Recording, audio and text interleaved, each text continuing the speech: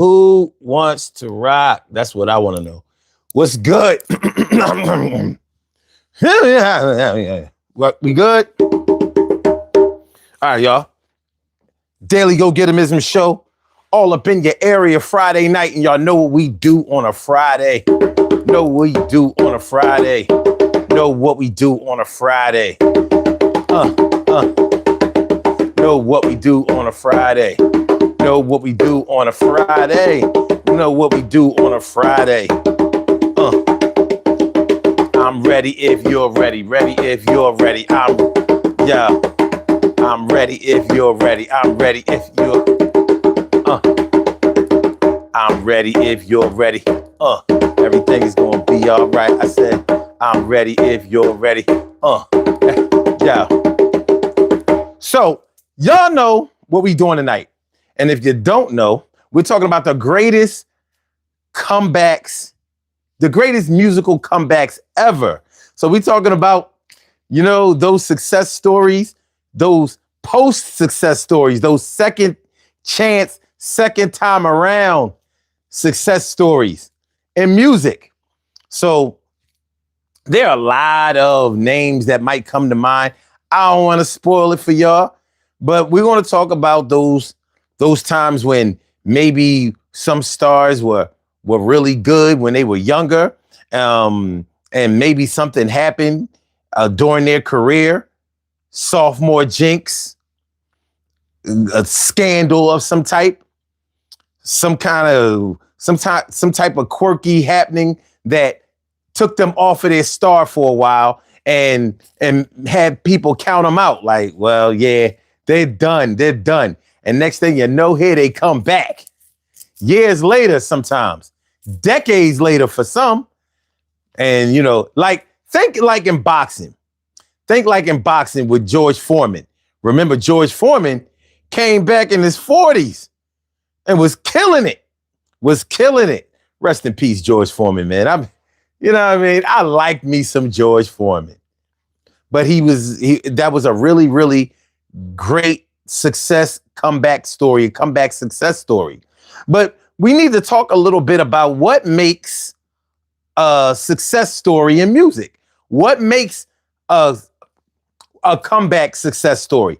Now, y'all notice that the poll question is up. You know what I mean? Answer the poll question.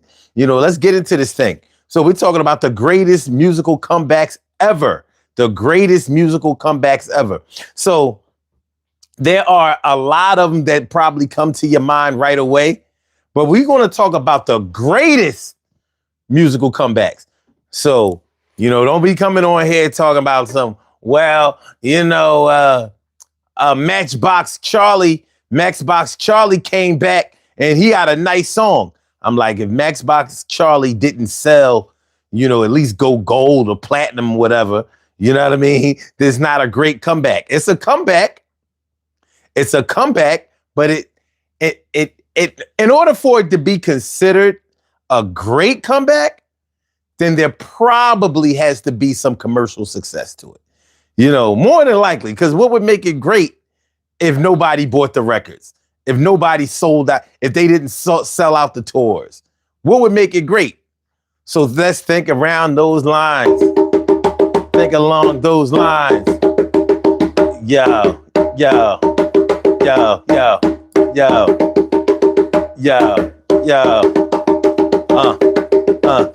DG show, greatest comeback, baby. They was down and out.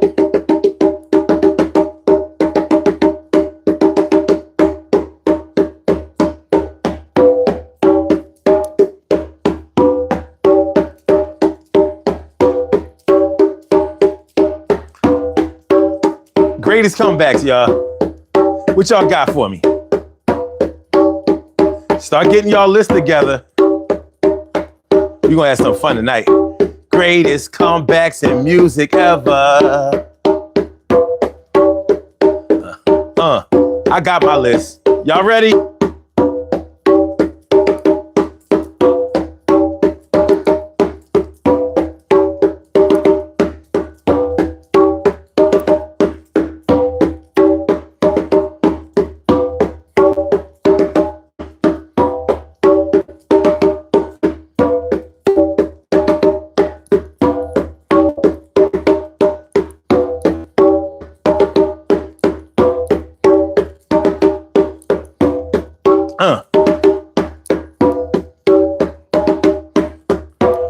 Y'all with me?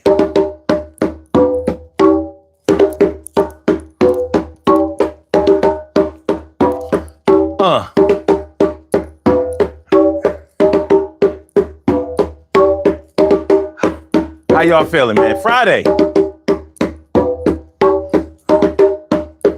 How was your work week?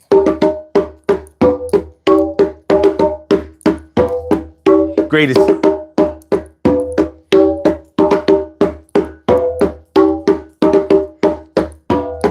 Greatest comebacks.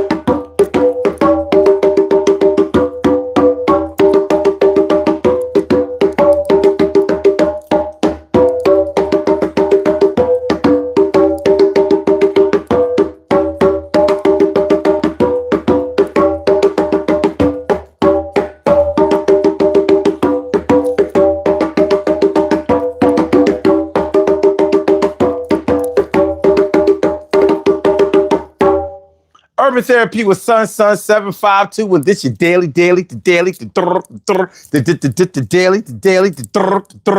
the daily go get up, miss and show. You think it ain't when it is? You think it won't when it whiz? We are here and we are in motion. We do this thing, taking all fast lane, no coasting, and everything is gonna be all right. We talking about the greatest comebacks in music tonight. We talking about the greatest comebacks in music tonight. Talk about the greatest comebacks in music tonight. What you got for me? We ain't argue, we ain't gotta fight. I said we talk about the greatest comebacks in music tonight. I said, yo, whether it's wrong or right, we talk about the greatest comebacks in music tonight. I said, yo, I will not take it light. I'm talking about the greatest comebacks in music tonight. What you know about those comebacks? Yo, that's where it's at. I'm gonna talk a little stuff tonight. Y'all know how I do it, it ain't right. But since we are here, let's get it popping out there. My name is Sun 75, with the 2 on the end, I kick it live, and been doing this since 70. Back in the day, it's kinda left, yeah, where we at, yo?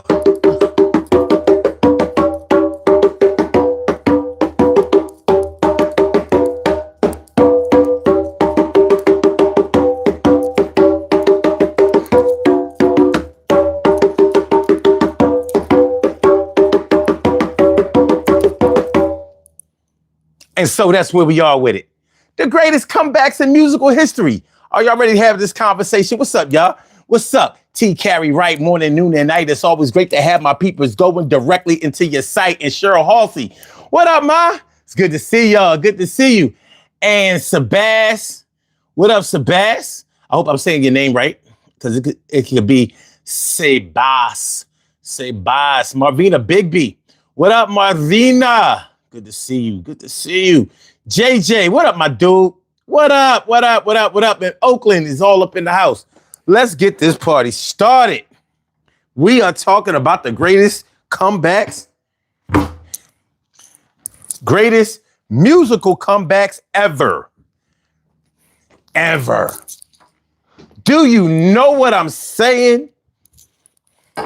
Do you understand what I'm meaning? Do you know which direction that I'm leaning? Talking about the greatest comebacks ever in music.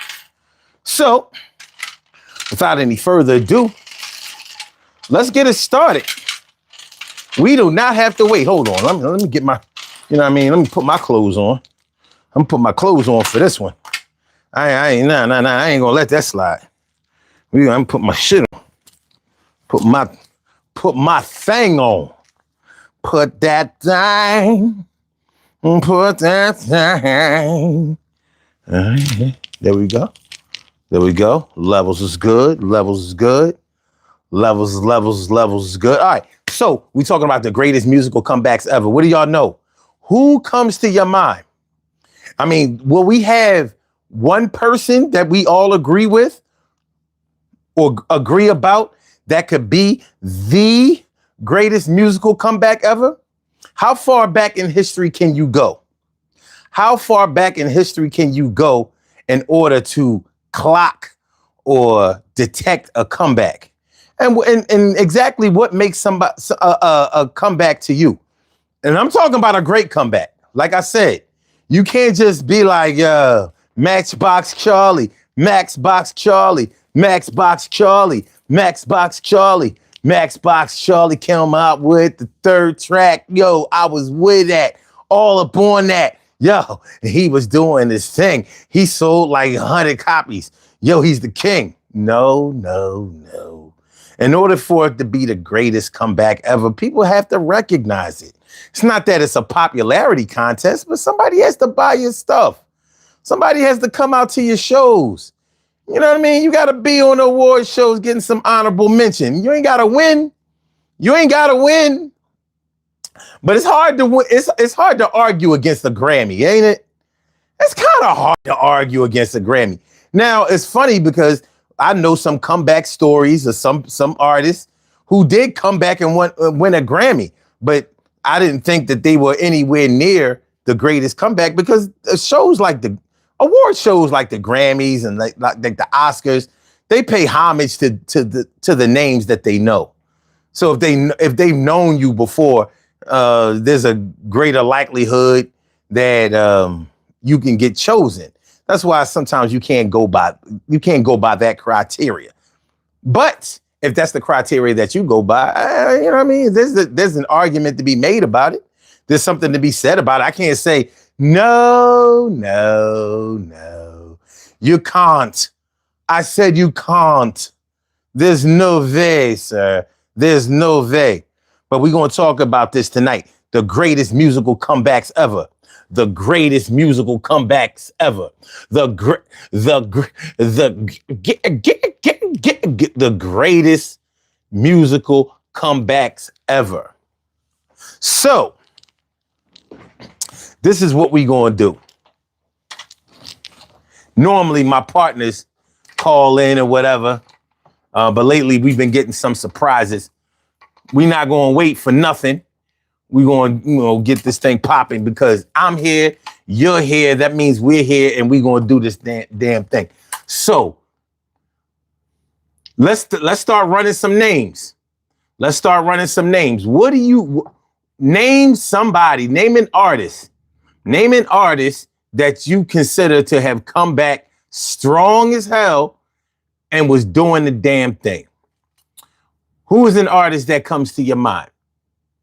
I'm going to put an artist out there that I consider to have had maybe the greatest comeback in musical history ever. Maybe ever. And I don't know if this artist might have been said to have done it against all odds. But one thing is for sure. Their comeback was notable. It was noticeable. And it was large. So if I had to argue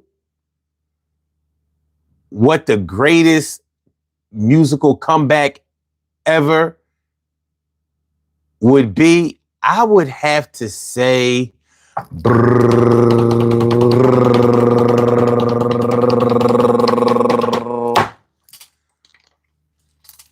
Tina Turner.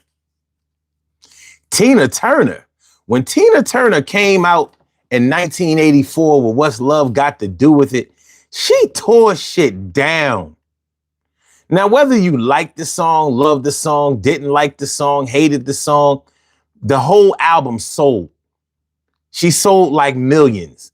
And Tina Turner was like damn near 50 at the time. at the time in '84, and she was wrecking it. She was wrecking it. What's Love Got to Do with It was like the #1 song for a little while, I believe, and the album sold. She had other good songs on there too. You Better Be Good to Me. And that's how it's got to be. Cause I don't have no time for your inflated lines, and I don't have no use for your. Tina Turner was doing it. And I wasn't like a big fan, but I couldn't deny. I couldn't deny what she was putting down. It was large. She got busy. She got busy. She turned heads and she turned up. 1984. So that's my nominee for the greatest musical comeback ever. Nobody was talking about Tina Turner in 1983, in 1982, in 1981, in 1980. I didn't remember hearing nobody talking about Tina Turner in 1980 or 79, maybe 78. So yeah, she got busy. She got busy, with that What's Love Got to Do with It thing. She got busy. Let me see. What was the name of her album? Because I think that was her first solo album. It was Ike and Tina Turner before then. So let's Google it. We ain't gonna be out here guessing. You know what I mean? We ain't gonna guess nothing. Hold on.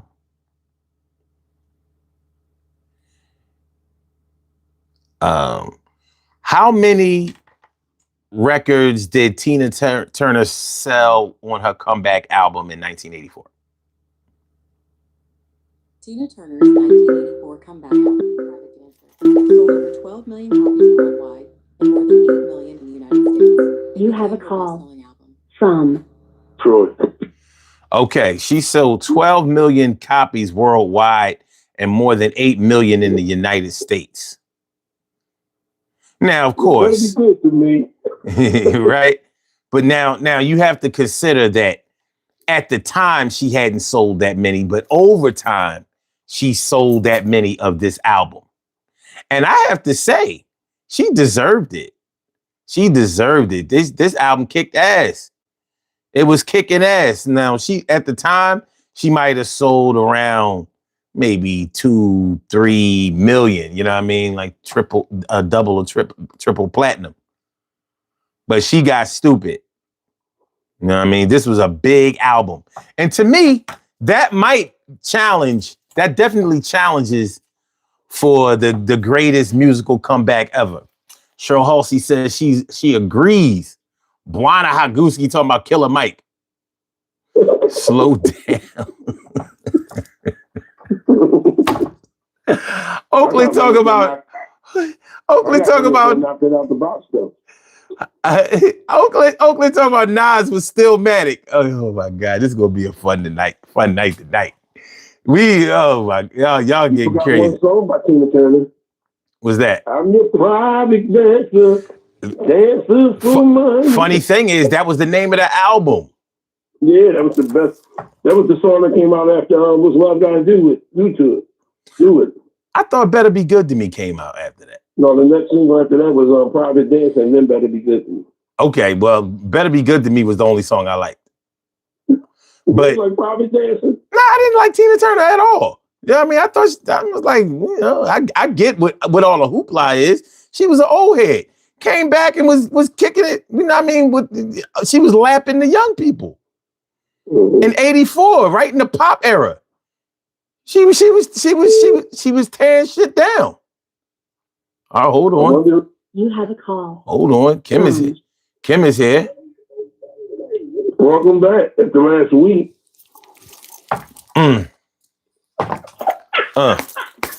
Welcome back after last week. You didn't even know it was me in that type of episode. Welcome back.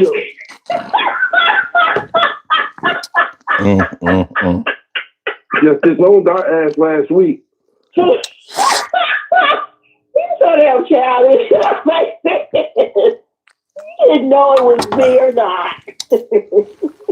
Anyway, what's up, Chad? What's up, on Sam? Friday night, if anybody else call on that line after me, just like if I call after you, you know it's me. I knew it was you. Welcome back. Right. What you was on vacation? Huh? What you was on vacation? No, Troy. Just trying to listen. Catch up on some sleep? That and trying to navigate all the shit we going through. Yeah. Oh, I know what you mean. Look, let's get to it. So this, what's going on? What's going on with you, son? I'm feeling like a real man should. All right, so let's get to it. So we talk about because we always run out of time at the end and shit. You know what I mean? So we got to get this thing right. All right. So we talk about the greatest musical comebacks in history. So what we gonna do is I hope y'all compiled y'all little list. Y'all can compile it while as we go. But we gonna go to y'all, and then we gonna and you know we could discuss it. And now of course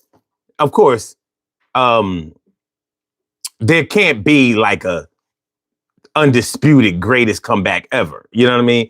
But I will say this, and I would say that the criteria for having for being in the running for the greatest comeback ever would probably have to be, you know, record sales and ticket sales. You know what I'm saying? Like, you know, if you had a tour that was all crazy and people was coming out, or you sold records more than you ever sold before, I don't think you can deny that puts you in the greatest comeback running. However, you know, y'all or somebody else may have some other criteria that they may want to integrate, and you know, to argue that was the greatest comeback as well.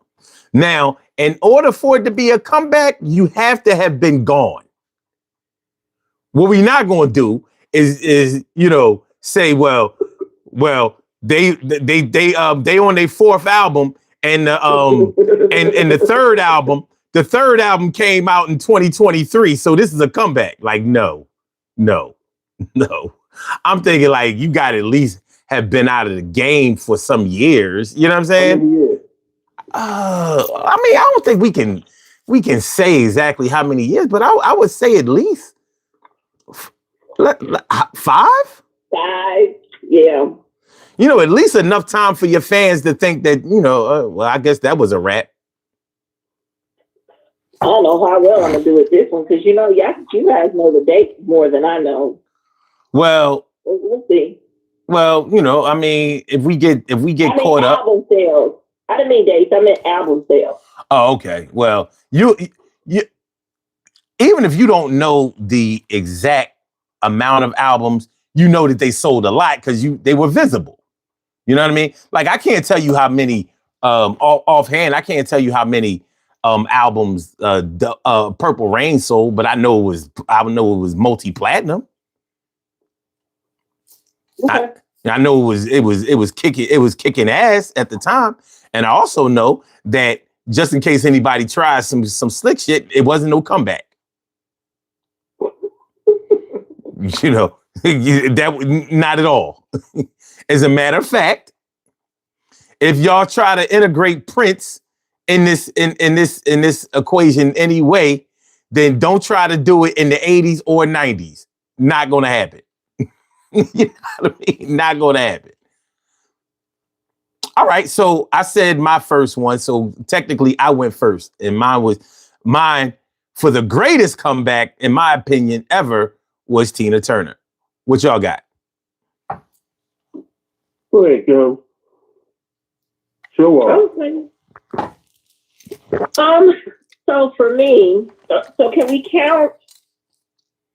Are we doing previous years? Or are we doing comebacks that are right now?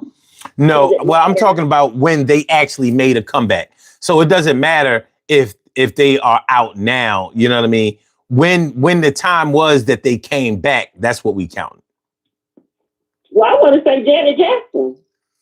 Really? Well, how can you say Janet Jackson? Because she has this Vegas residency right now. And is doing very well. Okay. Does she have an album? I don't know. No, she's just doing a Vegas residency. As far as I know, they have to have an album. Well, it would work. You know, if you go and say that it was the greatest comeback, like I didn't even know Janet was back. So I'm going to argue that it's not the greatest. You know what I mean? Like, you know, when I think about the greatest comeback ever, I'm thinking, or being in that running, I'm thinking like, yo, they came out with this album. This shit is selling. You know what I mean? And, you know, like, yo, she back. She got the new album. She going on the tour with the album. That's what I would think. Like residency. I mean, I would say that she made a comeback, but I wouldn't say that it was one of the greatest.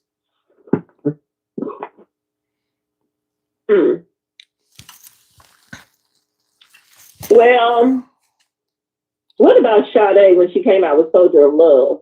She was gone for a while before that came out. Okay. I hate you, Kim. Okay. I know. Okay. Sade. Damn you. And for all of y'all, it's pronounced Sade. Y'all be killing me with Sade, Sade. That's how it's pronounced. It's literally pronounced on the poster. Sharday. Literally. It is. Sadie. No, it should be Sade.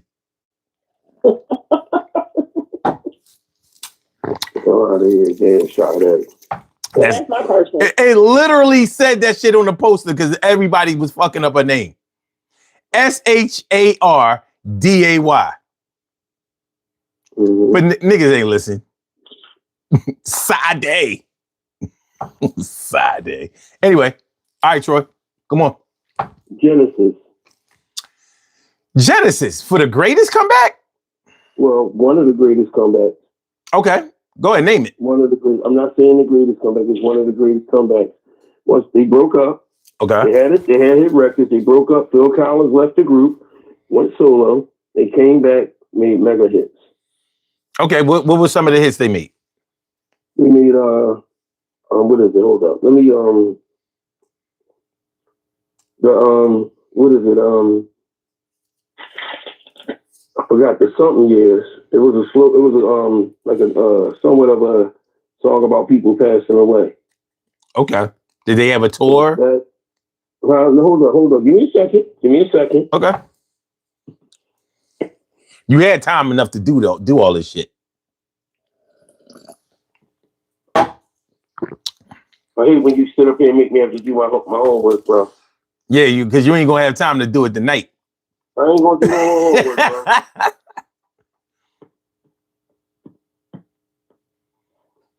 bro. Okay.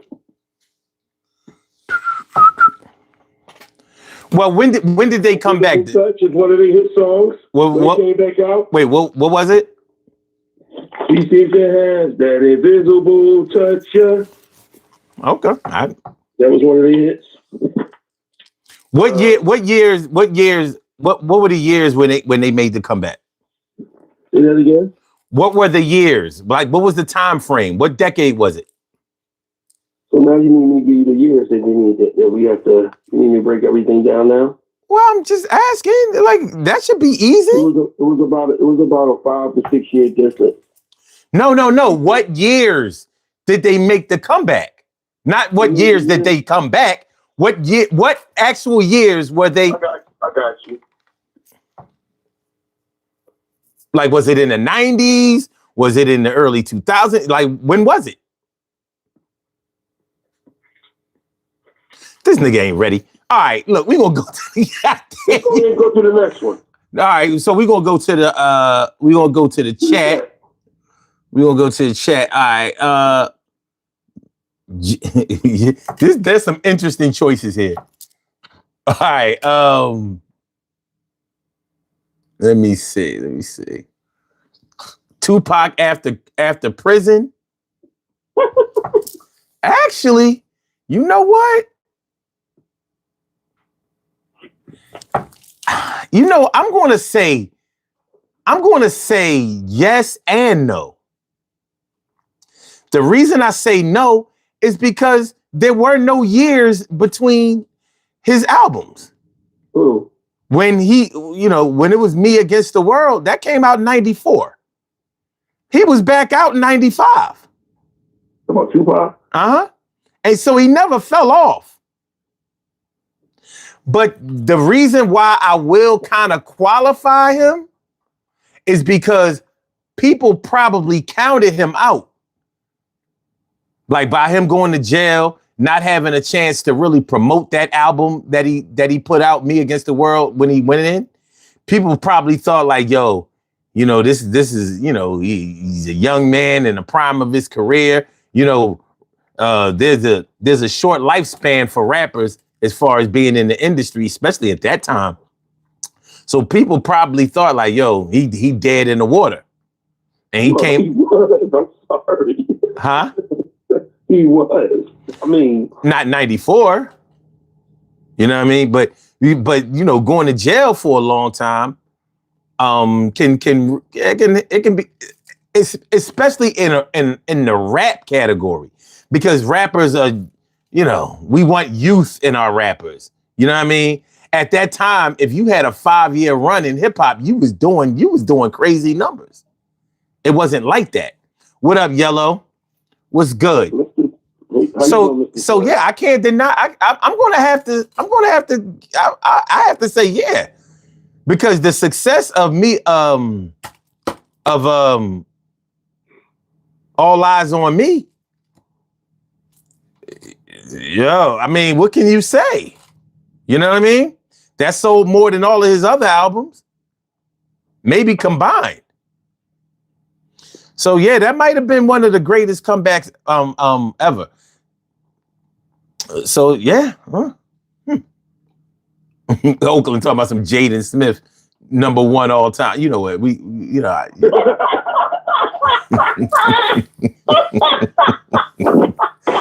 It's gonna be a long fucking night. All right, Buana said Shaka Khan. Greatest comeback?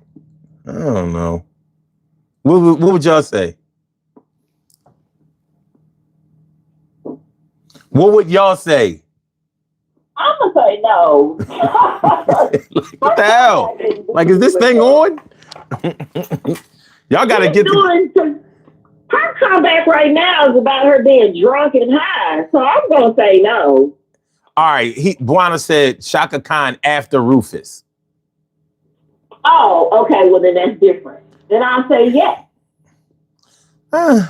I'm gonna say no. I think she did well. She did well, but I wouldn't call it a comeback because she never lost. She never left. But we didn't hear from her for a long time after Rufus. What's a long time?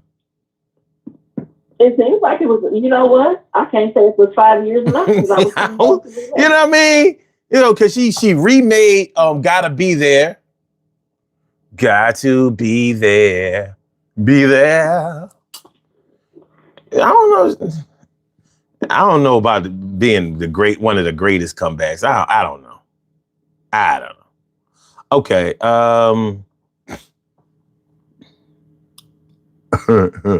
Moana said Tupac is gone, literally gone, and made 9 records after his death. Something like that. All right. What else we got? Let me see. We got Sade, and definitely in the comments, Sade. Oh, Genesis came out back in 2001, and it lasted until 2021. They lasted until 2021?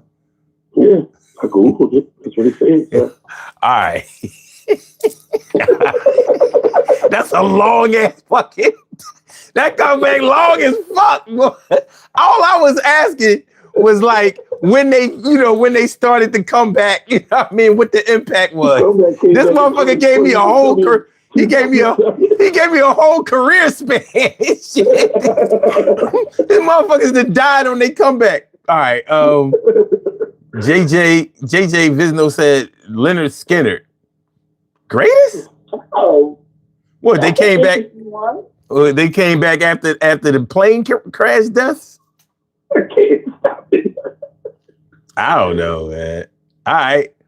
Sweet home Alabama. Wanted to talk about some D'Angelo is the comeback king after that Voodoo album. I can't, man. Y'all tripping. No. Well, the actor Leonard Skinner will be correct. It's accurate. No, I'm not. As one of the greatest comebacks is accurate. The album was number 15 on the Billboard 200 when they came back. I mean, if y'all want to, hey, look, okay. They had gold record U.S. sales, Mm-hmm. and they did well on the Twitter. So I would say that's a good pick. All right, good. We'll put it in the files. Okay. JJ talking about some Biggie life after death or Biggie after death. No. I'll take that one, JJ. Thanks, man. What up, Christina? What's good? And Christina talking about the Backstreet Boys. Well, they are doing well on their comeback. Are they? Down on about albums. Okay. Residency is doing great. They doing their numbers? Doing great on their old songs, not no new songs. Well, I mean, for them to, you know what? I'm in a while. I'm gonna tell y'all why I'm gonna qualify that. You know, in a minute I'll tell y'all why. But I definitely accept that.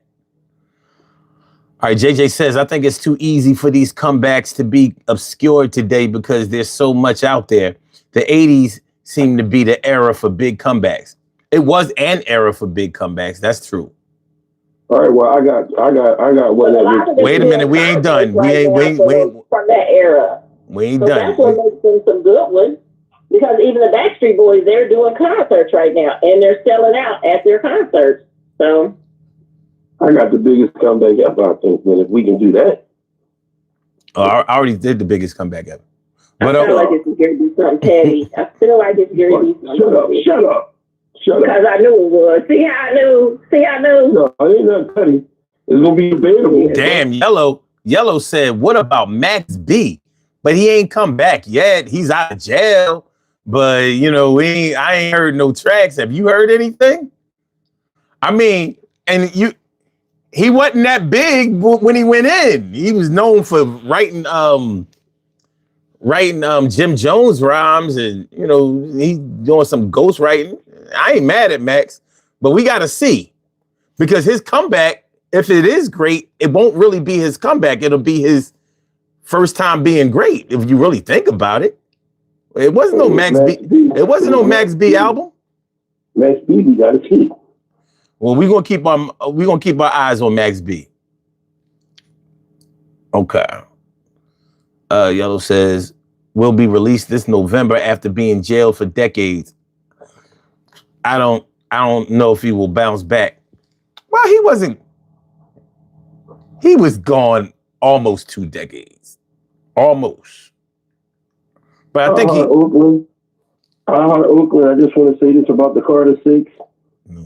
Me and everybody else said that Carter 6 was ass.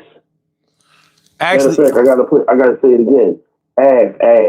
Oakland has a good one. The Chronic after Dre left NWA.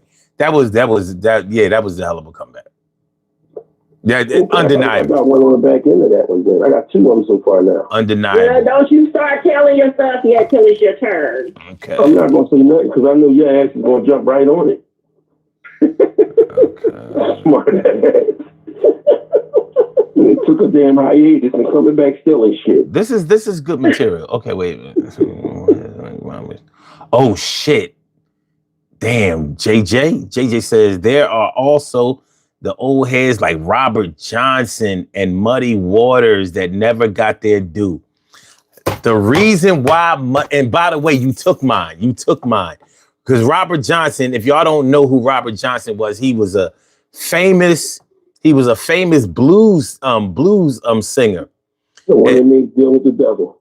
That's what they said. They said he made a deal. Can I finish it, Troy? I mean, thank you. Thank you, sir. The movie Sinners was based off Thank you, sir. Thank you. Thank you. Thank you. I mean, I'll give you the mic after I finish. You know what I'm saying? But Robert Johnson was out in the 30s, and they said that he couldn't play the guitar worth shit. And he disappeared for not years, but he disappeared for some months or whatever. And when he came back, he became like the greatest, most envied and copied blues musician, blues player that was out there. He was killing shit. And they said that the reason that he got so good after being so terrible down in Mississippi, by the way, was that he made a deal with the devil and he died under mysterious circumstances. Some people think he was poisoned, he was killed or whatever. But he was a young man. He was only like in his 20s. Some crazy shit like that. And so his comeback from total obscurity to being considered the best is notable because coming out of Mississippi, it's not like it's not like he or anybody else was selling millions of records back then. So for his name to be mentioned upon, among such greats in the blues and jazz industry is a hell of an accomplishment, especially with that story that went along with it. The whole, selling his soul to the devil, which I don't know how anybody could prove that, but Troy, if you want to go into that more, you can go and you can do that now. I thought you was talking about Robert Johnson, that book that owned BET. That's Bob Johnson. Named Bobby Johnson. He went by Bob. He went by Bob. Johnson. Okay. Also with Robert. Okay. Cool. Cool. All right. So, okay, wait, let me see if they done. JJ said DMX came back and went away and came back and went away.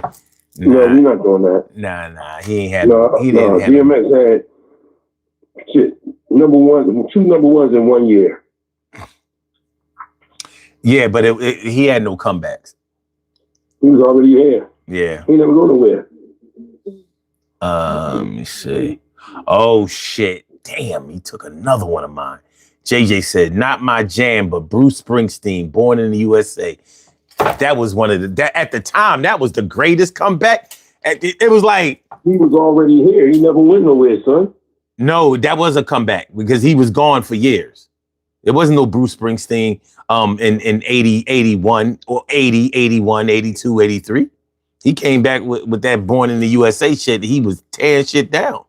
All right, so when I say my shit, I want you to say the same shit for mine. Don't be debating me all hard and being difficult. You know how you get with me. Well, the thing is, Bruce Springsteen became the boss, and he sold millions of records. He had a tour. He had a tour, worldwide tours. He was killing shit. That's what made it great, not just the fact that he came back. No, he's still, to me, one of my favorite artists. Well, but you understand what I mean when I say, when JJ said, because JJ put it out there, but he was definitely on my list. JJ, you're a tremendous person for putting that out there. And I thank you for that because I got one for that one too. Thank you, JJ. Yeah, and JJ is very knowledgeable about music. He said Robert Johnson is one of the earliest members of the 27 Club. If you're familiar with that, he might have been the earliest member. He might have got it popping. 27 years old. You know? You talking about the 27 Club, the death of people that died at 27? Well, yeah, famous musicians who were at their peak, at the prime of their careers, who checked out at 27. 27 years old. That would be Jimi Hendrix. That would be the boy who Doors. Yeah, him. And that would also Jim Morrison, Janis Joplin, and most recently Amy Winehouse. Mm-hmm. I think there are a few more. See, the thing about Amy Winehouse is I told her to go to rehab, but she said no, no, no. There we go. I knew the corny was coming. Okay, cool. All right. So, well, all right. Here. All right. Now I gotta get different with it, because all of the what I consider to be the greatest comebacks have been said. So this is what I'm gonna do. I'm gonna go with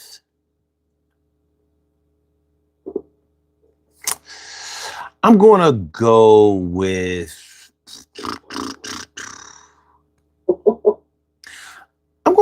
New Edition. When New Edition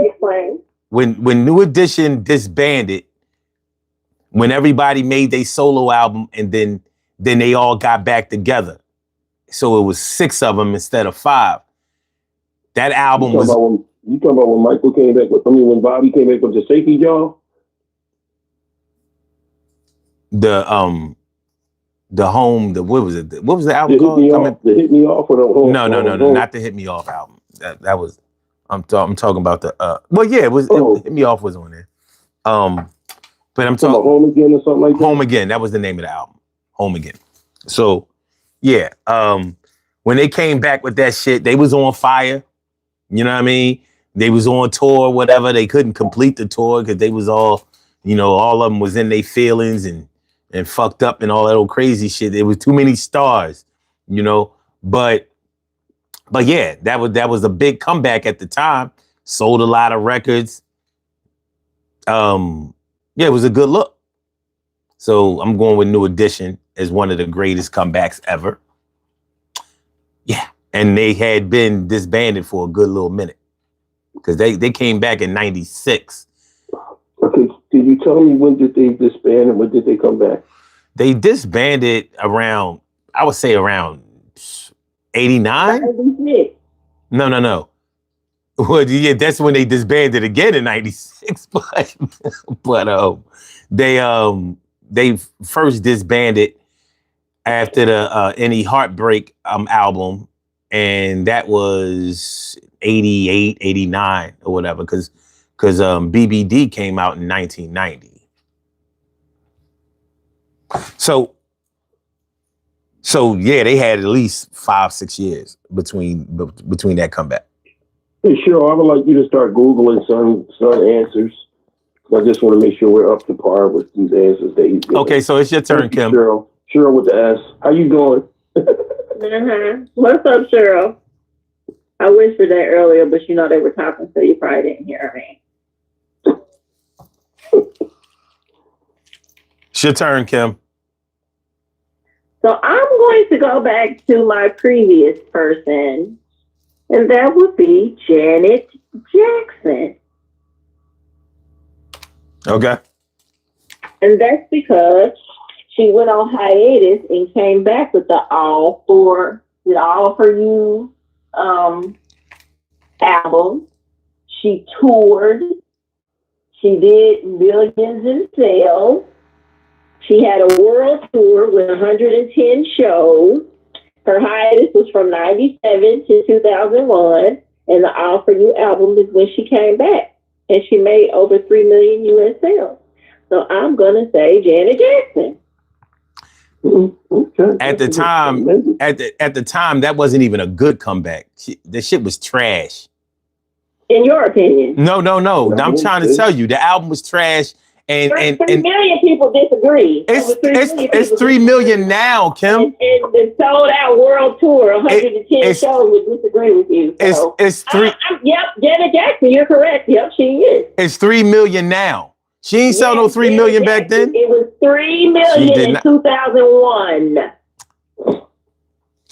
Yo, I had the album. The shit was trash, and the comeback was trash. And that's when she was with Jermaine Dupri, and he was trying to make something out of it. It wasn't working out. So I wouldn't. It was a good comeback in 2001. Thank you. Okay, it was a comeback. You saying it was a good comeback? Do you think it was a great comeback?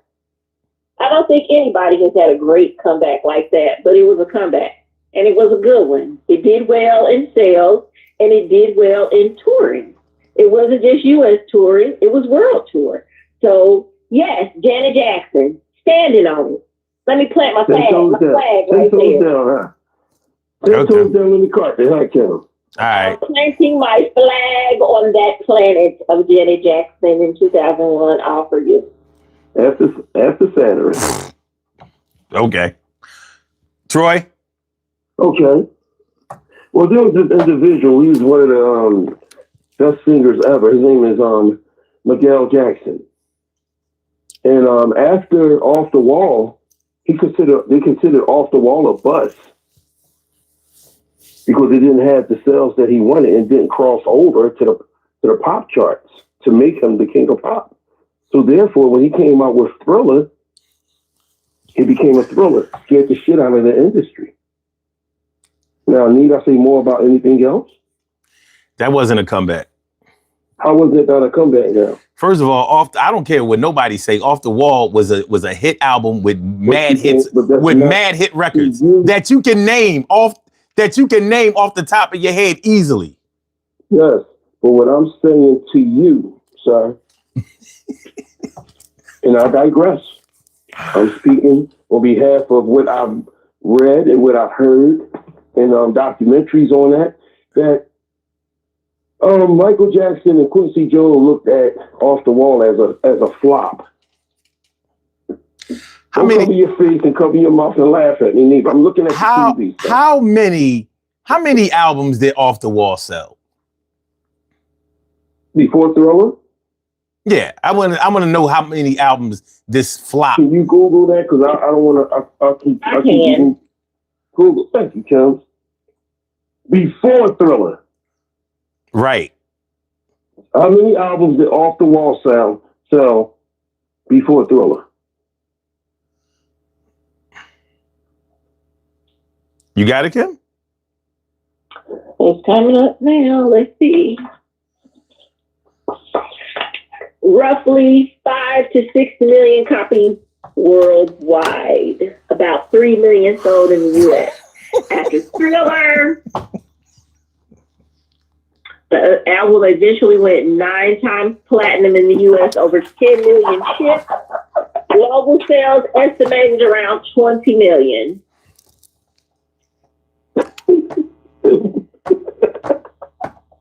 5 million records sold in the 70s, and it was a commercial flop. Cross over to the pop chart. Yes, the fucking. How did it not? Listen, son.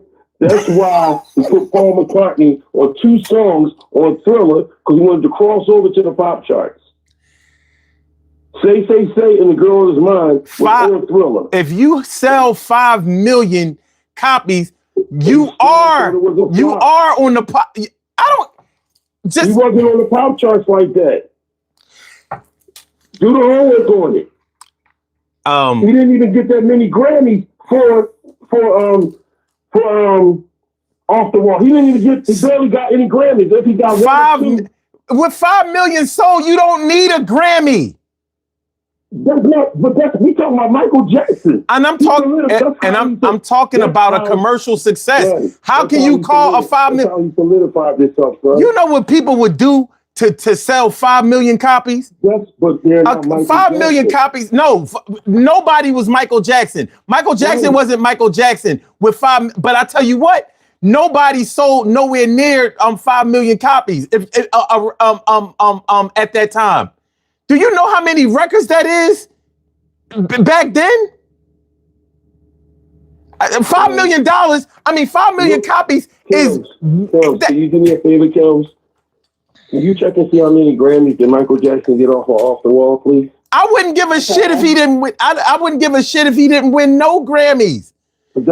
You sold 5 million. Son, it's not to you and me. How many Oscars? How many Oscars has Eddie Murphy won? None. How much money has he gotten? Not millions. That's right. You don't need no damn award to validate your commercial success. So what you're telling me is this, son. What you're telling me this, Mr. Sun 752, because you're getting so pissed off, you're knocking down the sunshine. It wasn't up. So what you're telling me is this. He sold 5 million records. Yes, he did. But it wasn't up to his standard. It was up to... No, he never sold 5 million before. He was with the Jackson 5. They didn't sell no 5 million of one album before. I can guarantee you that. Right, but that doesn't mean that he didn't have a higher standard for himself. Son. You can't have a higher standard than what you've done before. He was Michael Jackson. Let me answer the question before y'all get started. Yes. And Marvina, you are correct. It is going to be a repeat. You're correct.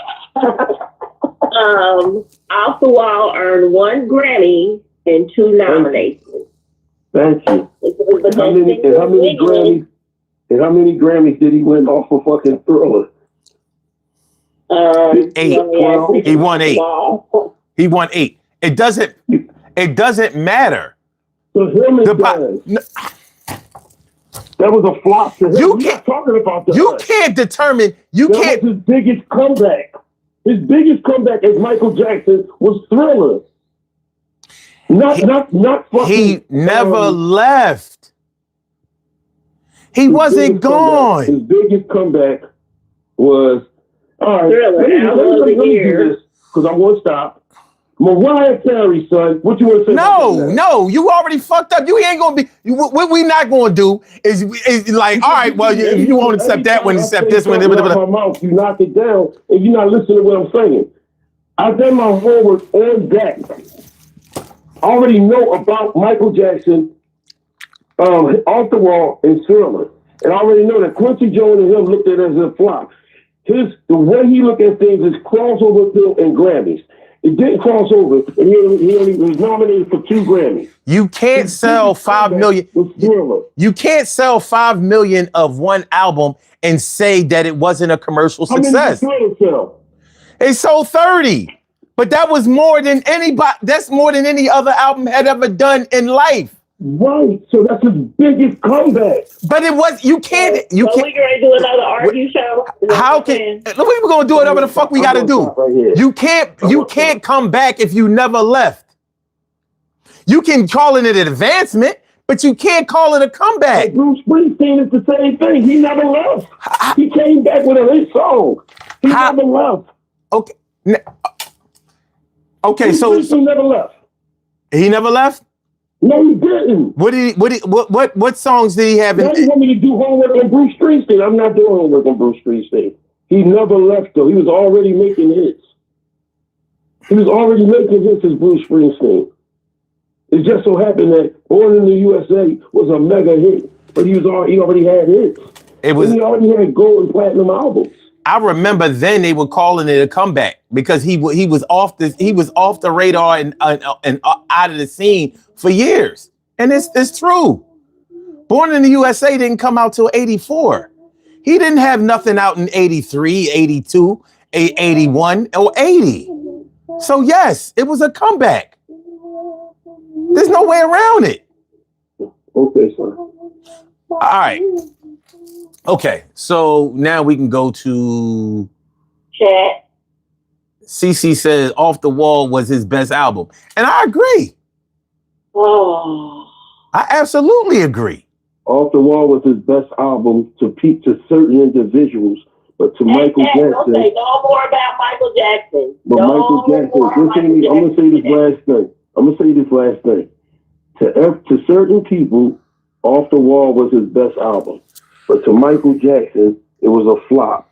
It didn't have crossover appeal, nor did it get nominated for enough Grammys for him to respect the album. He said that himself, along with Quincy Jones.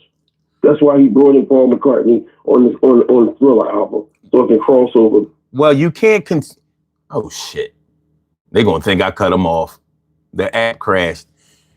What I was gonna say was you can't determine your own comeback. You can't say, well, yeah, I've come back. This is my comeback album. You can't just You can't determine that for yourself. That'd be like you crowning yourself the greatest of all time. Like, don't you think other people have to say that or determine that or agree on that? Like, you can't just call yourself the greatest of all time. All right. They'll be calling back in a minute. All right. Troy is back. You have a call from Troy. The app crashed. Don't be thinking that I I think that you knocked me off. I don't think you like me no more. I think you was my brother. Yeah. Where the hell is Kim? All right. Moana, I just want to say this to you. I agree with certain things that you're saying, Moana. You know, but what I am going to strengthen. Hold on. From. Hello, Moana. Moana, let me just say this to you. There's a standard between people who don't sing and people who do sing. Michael Jackson's standards for himself is a high standard. So when you look and frown upon an album that didn't do the numbers, even though it's 5 million, right? Let's go. How many albums did it sell before the Grammys? Between the time it came out until the Grammys, how many albums did it sell? Then you find out then, because you looked at it as a flop. His biggest album, a 5 million selling flop. I mean, the ridiculousness of this shit. A 5 million. You know what motherfuckers would do to sell 5 million records? Cyndi Lauper was like a phenom when she came out. You know how many she sold? 2 million. 2 million. This motherfucker sells 5. And talking about that it was a commercial flop. No, the fuck it wasn't. Shit. I bet you Epic Records will tell you, shit, we will, our great grandkids will eat because of that album. Because of that album. Okay. So, all right. And Cece agrees. And she's right. All right. So, Juan said, that's like saying Michael Jordan had a bad night with 30 points. Exactly. Like I didn't score 40. Everything is ruined. I gotta retire again. JJ says Johnny Cash also had a huge album produced by Rick Rubin the year before he passed away. It crossed several genres. He had fallen into obscurity prior to that and was basically retired. Okay. That's an interesting one. What else y'all got? All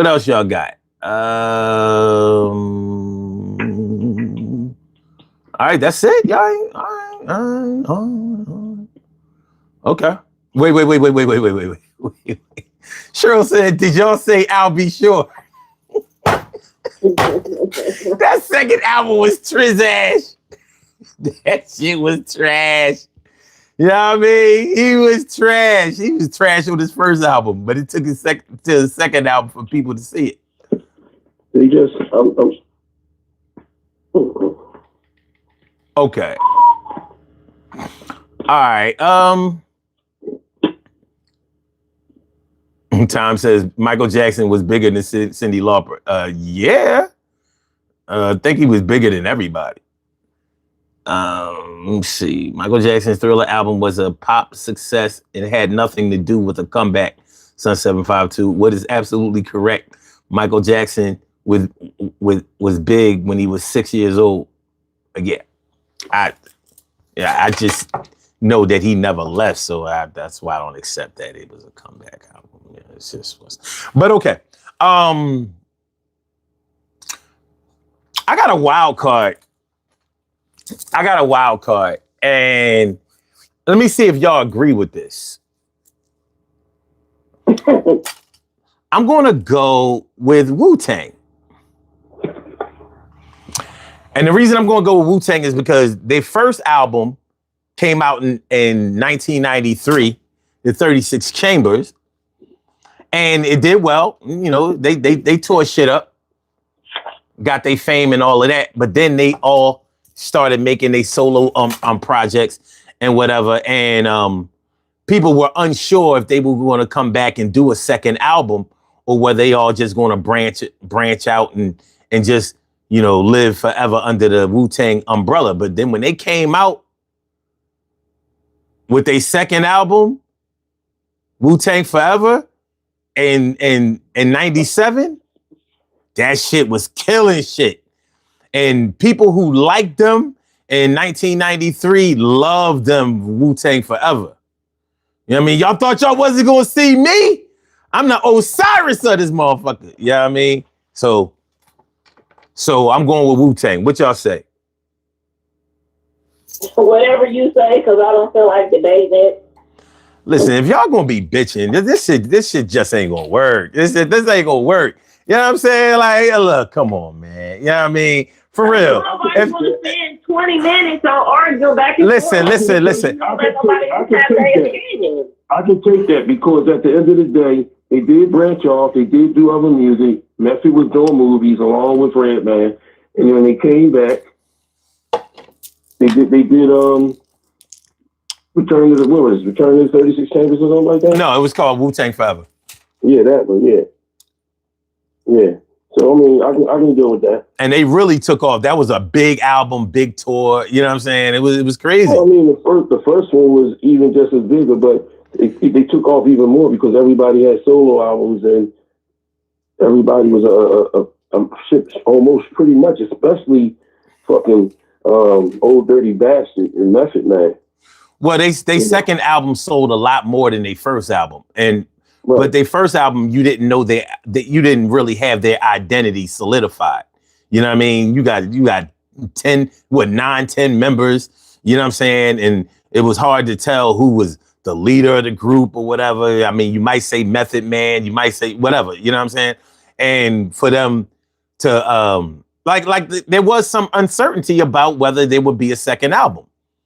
But they went in the studio, got together and made the second album, and the second album kicked ass. They can do no wrong in my book. Even right now with Redman's I ain't gonna say little comeback, but what he's doing now, I'm here for it. Yeah. And Method here for it. Huh? You mean Method Man because Redman wasn't down with Wu-Tang? Well, yeah. Yeah. I forgot. But he was down with Method Man, right? So yeah. I mean, both of them always together, so I can understand why you said that, Joe. Yeah, you're right. I always forget that he really wasn't a part of Wu-Tang. I fucking agree with you, Omar. Okay, cool. I agree too. They can do no wrong in my book. All right. Go ahead, Kim. My person is Pink. And her comeback album was titled I'm Not Dead. Okay. That was 2006. And it's because she sold over 6 million worldwide. She did a global tour, 138 concerts from 2006 to 2007, even to the point that she was the top selling international female artist in Australia that year. So I'm going to say Pink, and the name was perfect for that comeback album. I Okay. thought she was going to come out another album called What Do You Think Is Pink? I didn't want to laugh. Wait for that one. What's your choice of Troy? My choice is Mariah Carey. Excellent choice. After the movie flopped and after the album that she had out before Jermaine Dupri flopped, she got hooked up with Jermaine Dupri and We Belong Together and Don't Forget About Us and all that other good music came out. Yeah, that was definitely one of mine.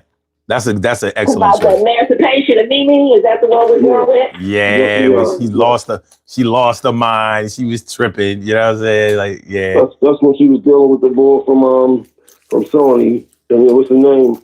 Tommy Latoya. Yeah. No. She had been dropped him. She dropped him in the 90s. Well, Yeah, but she lost her mind. She lost her mind. Aftermath of, you know, she was still Well, dealing the with the aftermath aftermath. fucked up her music. Yeah. The aftermath fucked up music, but the emancipation of meaning and shake it off and all that shit, Jermaine Dupri put on the map again, bro. Yeah, no. That was a good choice. You know what? I know one thing. I'm gonna look over when I look back at the show. I'm gonna keep rewinding that back, saying so I can just keep hearing you say it's an excellent choice, and I appreciate that, son. 752. I love you, bro. One thing that's not gonna happen. I'm not gonna not argue my point because y'all want to be crybabies and shit. I do not give a fuck. And I'm gonna keep fucking with you. Look, I don't give a look. I do not give a fuck. Yeah, look. I'm not. Listen. I give everybody a chance to say they shit. Ain't nobody gonna cut me off when it's time for me to say my shit. I give what I get. Don't give nobody a damn chance to say shit. That's a lie. I give you time to say shit. I'm gonna tell you one thing. I'm gonna say one more thing. To the lovely Kims and my brother 7752. Michael Jackson sold 3 million albums before the Grammys that year in 1980. 3 million. Cut the bullshit. All right. So anyway, CC got a great one. Uncle Charlie Wilson. Definitely. Yeah. That's up there with Tina Turner. Yeah, that was definitely one of mine too. You know what I mean? That was definitely one of mine. Got it. Even if he said, you know, hey girl, how you doing? My name is Charlie, last name Wilson, as if we didn't know he was from the Gap Band. I didn't know why he said that, but beautiful song. Beautiful song. He did it. And I like the video because I like this porcelain veneers. Smiled a lot. That's what's up, Tom. You know what I mean? You saying exactly what I be thinking. Like, shit, what the fuck, y'all? You must be crazy. must be motherfucking crazy. Troy, you know that. Okay, Marvina Bigby says, didn't Cher have a comeback album? Yeah, she did. She did. That's actually a good one. She did. That's a good one, Marvina. Marvina, that's a good one. It was a great one, and you took it. I mean, we don't want to speak as Cher as a comeback, but Do You Believe in Love with the auto tunes is the one that inspired T-Pain to do auto tunes. All right. Hers was a comeback. Believe sold 11 million albums, and she did a world tour. That was in '98. Yeah, she did that. That was a good one. Good one, Marvina. Okay. Great one. Yeah, that was good. Great and good. Tremendous. Okay. All right. I think that's all we have from the Chizat. All right. Okay. This is going to be a little controversial, but I'm going to explain why I consider it. I'm going with R. Kelly. And the reason I'm going with R. Kelly is not because of the years that he was gone, but because just like Tupac, when Tupac went to jail, even though he wasn't gone for years, the general thoughts of everybody was that he wasn't going to be able to come back and be strong in the game again. When R. Kelly had those initial allegations with the tape with him and the 13 peeing on the girl, 13 years old and all of that, people was like, yo, Kells is done. Well, he was far from fucking done. You're right. You know what I mean? But he was far from done. You know what I'm saying? He came back and killed shit again. You know what I mean? He on tour with Jay-Z. Nobody ever had an R&B and rapper album, you know what I mean, and tour like that. He came back strong as shit from that. Whether you think he deserved to or not, he came back crazy. He did 2 or 3 shows with Jay-Z, but I can agree with you. I know they couldn't agree. They couldn't agree. They couldn't get along. But especially after Jay-Z found out about the allegations, but I digress. But you're right, that's a great one. Great one. Yeah, I'm not with it. Jay-Z fucked around with young girls too. Ain't no time to get self-righteous. Shit, Foxy Brown? Right. Yeah, sure he did. That man was in his 20s. Yep. We not doing that. Jay-Z always been old for real. Anyway. Ain't no nigga like the one she had. So I went with R. Kelly. R. Kelly. Y'all almost made me say Jay-Z. But that was a good one. That was tremendous. Yes, it was. All right, mine is Aerosmith in '87 with Permanent Vacation. Heavy. 148-date tour, 5 million sold U.S. Okay. They took a hiatus in '82, came back in '87. And did their thing. Aerosmith. Yeah, I'm not going to dispute that, but I think in between 82 and 87, there was this big thing called Walk This Way that knocked them out, that put them back in the atmosphere of being great. So I do agree with what you're saying. But this group called Run DMC used their song to put them back in the atmosphere. No, but that didn't do it as much as but it didn't take them on tours until '87 when they did Permanent Vacation. That's the album that was the comeback. I'm not disputing what you're saying, but what I'm saying is that Run DMC made them, help them cross over, not just back to their people, but it also sprinkled them over to our people too. Because a lot of us didn't know nothing about Aerosmith. Black people already listened to Aerosmith before Run DMC. That's why it was an easy fusion. I didn't know nothing a lot about Aerosmith until Run DMC. No lie. Well, okay. Well, I didn't. I agree with you. I agree with what you're saying, though. I knew the song. I didn't like the song. I didn't like the song when either one of them did it. I think the shit sucked, and I never respected Run DMC for doing this shit. This shit was ass. Ragged out. But I do like Aerosmith, but I never liked that song. I'm not gonna miss a thing. Yeah. I mean, Aerosmith had songs, but not that one. But not that fucking song. That's it. The lead singer was on the R. Kelly spectrum too. Well, let it be told, but that's another show. Well, he was uglier. He was uglier than Mick Jagger. Yeah, but. You know but definitely, but almost molded right after his. But anyway. You know the funny thing about it, son? They found out that he had black in his family. We already knew that with his fucking lips. I don't know. I don't know. He did an Ancestry.com, and his daughter came out and found that out. Yeah. What up, Jason? Jason said, "I agree. Never like Walk This Way. That shit was ass. I was mad as shit for them doing it. I was like, y'all ain't need to do that shit. Y'all had good records with the. Jason, I'm glad you're here. Now you can be the voice of reason, because son be messing with me, man. That's your turn, Troy. Teddy Pendergrass after the car accident. Okay. Joy to be with you. I want you here with me. Yeah. Teddy P. That's my choice. I'm sticking to it. What you think, son? What you think, Hims? No, I think that's good. What would you say? I'm sorry. Teddy Pendergrass. Damn, where was you? You know what I mean? Read the chat. Laughing at me and you waiting to see if he can really go through some shit. Mm-hmm. Right. I think that's a good one because he was on my list. Okay. Let me see what we got in the chat. So good one, Troy. Good one, just because he was on my list too. So Teddy Pendergrass was on your list? Yeah. Thank you. All right. Fucking happy. I got that. You happy because you beat me to it? You fucking right, I'm telling you. Okay. I gotta take my shit down. Tom said Elvis Presley, Jerry Lee Lewis, John Wayne. When I can write a list of these, John Wayne? When I can write a list of these of them that was messing with younger. Oh.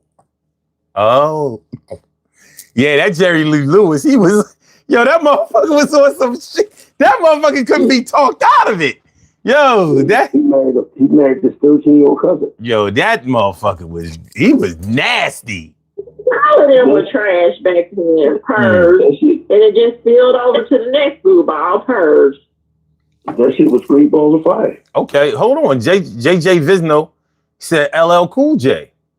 He was on my list. I was going to say that, but I didn't want. Yeah, he was on my list. I was going to let you say that, sir. I wanted to give that to you. Well, see, here's the thing, because but by the criteria of what we're talking about, he was never gone. He was never gone. And even though he said don't call it a comeback, it was because his peer groups had ostracized him. Everybody was making anti-LL records. You know what I'm saying? Kool Moe D, Ice-T, Hammer. You know, and a lot of other cats was dissing him, talking about he make records all about himself when they all did the same shit, but they just happened to have a conscious track here and there, whatever. But they was definitely shitting on him. So for him to have come back with the Mama Said Knock You Out album and start and really, you know, captured the audience of that time, reclaimed his old fans and got brand new ones. And at that time, that album was his biggest album to date. But then he came back again this year. But no, it wasn't this year. That was last year. Yeah, he came back last year, you know, with a new album. And you know, who would have thought that a 57-year-old man could you know capture the style thirst and the attention of these young cats, because you know they don't be wanting to hear nothing from the old heads. But so he had a little bit of the younger crowd, well, the respect of the younger crowd, I would say, and definitely reclaimed his original crowd more than anybody else. Nobody else came out with an album that did any kind of numbers. So yeah, he had a couple of comebacks that were respectable. Were they the greatest? I would not say that, but they were definitely good comebacks. I like that. All right. So, all right. Tom said, didn't Smokey Robinson and Rick James make a comeback together? You know what I mean? They weren't really gone. You know what I'm saying? Rick James, although he had legal troubles and all of that, he never really left in the 80s. You know what I'm saying? Like, he never really left. So, but, you know, Rick James was still singing and Smokey Robinson was singing Just to See Her. And it just so happened they meshed on that one song. Yeah. Ebony Eyes. Yeah. So. All right. So, do we have any more in the chat? Marvina Bigby said Marvin Gaye. Yo. Yes. Absolutely. You know, he came out with that sexual healing shit. He killed shit. Well, shit, not even just that. When he sung the national anthem at the All-Star game, they didn't do nothing but add to his fucking legacy. Yeah. But it fucked up the legacy because then the girl from what's her name, Fergie, tried to do it. Yeah, well, fucked her whole career up. Okay. Okay.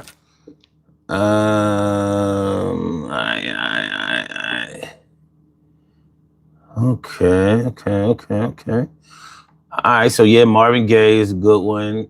Make sure that we had no other ones hiding down there. Okay. All right, so now I got to dig in the crates a little bit. Let me see. Damn, y'all took a lot of the good ones. So I'm going to have to go with, damn, I don't know if I can go with this one because I don't know if you could consider him to have ever left. All right, I'm going to say Lionel Richie. We're not doing that, bro. We can't do it. Oh my God, I hate you so bad right now. Like, really hate you right now. Wait. Does he qualify? No, he doesn't. Yes, he does. I would like to know. Because he went on hiatus in 96. He came back in 2012 with the Tuskegee album. He did a 3-year world tour. And then his album crossed over to the country chart. It became the number 2 best-selling album that year, and he had a lot of country singers come on that album. And let me tell you what y'all doing. What you doing, Tim's? Your ass on there, your phone and Google the shit. You know too fucking much. Hold on, Troy. You know what the messed up part about it is? What? That ain't the comeback I was talking about.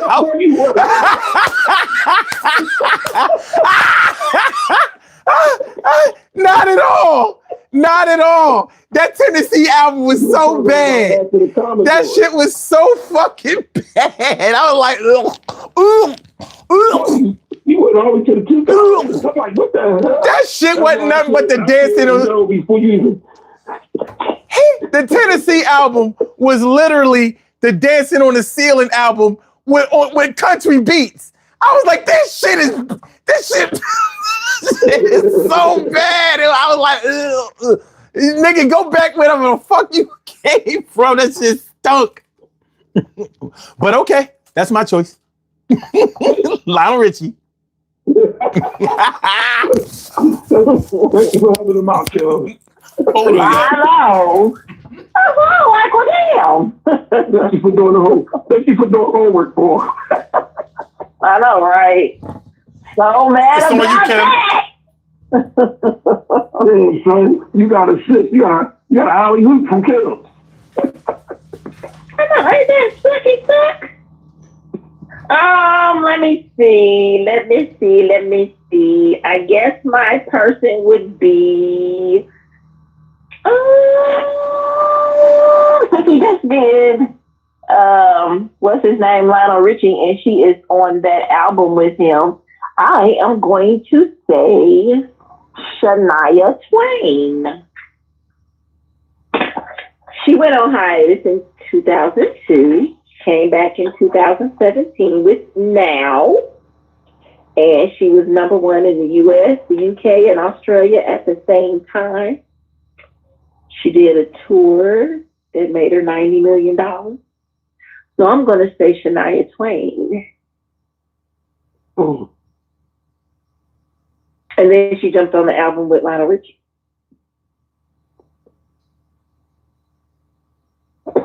Okay. Son is away from his seat. Yeah, that's why there's no. I can go with Shania.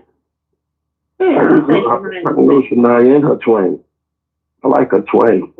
We're not doing that. We're not doing that. We're not doing that. I love me some Twain from Shania. Stop it! Stop it! Oh, Shania got some good Twain. Nope. Hell to the no. Anyway, welcome, Mia. Welcome, time. Anybody who came into the chat after the fact, welcome, Jason. What's up? CC. That's all I can see. JJ Vizzo. JJ, yes, you're right. She quit because she had Lyme disease. She did have to quit because of Lyme disease. I do like the fact now. My sister Kim's, Kim's is cheating. She's Googling the shit and then reading it for everything off her phone. Of course I'm Googling. Yo, my bad, y'all. Listen, I don't care what y'all say. I must have drunk like 3 gallons of water. Listen, JJ said, I'm Troy. I'm with you, Troy, or Shania.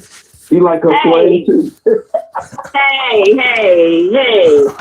Okay. Hey, son, can I ask you a question? Yeah. Does Shania have good Twain? She talked funny. Well, she had a southern. That Twain. I hate it here. Okay. All right, so that was your choice, Kim. You said Shania Twain. Shania Twain. Shania Twain. All right. Okay. Mine is Natalie Cole. Ooh, I like that. Natalie Cole fell short. I mean, she was a singer for years. Came out with the dedication album to her father that had Unforgettable. And they did the That's song a great together. one, Troy. Great one. Thank you, son. And I see you clapping. I'm getting emotional, son. No, because I hadn't thought about that one. That was that yo, that's crazy right there. That was a good one. That was Matter real of fact, good. she got a couple Grammys for that album. Mm-hmm. And isn't that where she did the hologram of she and Dad singing together? Oh my God, that was so. Oh. Yeah, I didn't like the song and no shit like that, but you couldn't respect. I mean, you had to respect that. It was a hell of a comeback. That shit was crazy. Absolutely. I mean, and imagine everything she went through before that. Matter of fact, that was her last issue. And that was her last album before she passed away. So God rest her soul, Natalie Cole. God bless you. Good job, Troy. I like that one. Yo, we was talking about Jason. We was talking about Johnny Cash earlier in the comments. If you scroll up a little bit, you'll see him. Yeah, Johnny Cash. You know, he flipped shit. He flipped shit before he left. Redid the song about 9 Inch Nails. That became a hit, and I also pushed them over to the younger generation. So, okay, cool. Yeah. All right, what else we got? What y'all got? Damn. JJ Visno says, I was thinking Lionel Richie after the Commodores. That's what I was like, this might not fly. But Kim was Kim went deep into it. I'm like, no. Look, I'm ready to argue for 20 minutes with her. Like, fuck that shit, Kim. No, not that one. Matter of fact, you was getting ready to give up on it. Look, you see, I was bitching. I was like,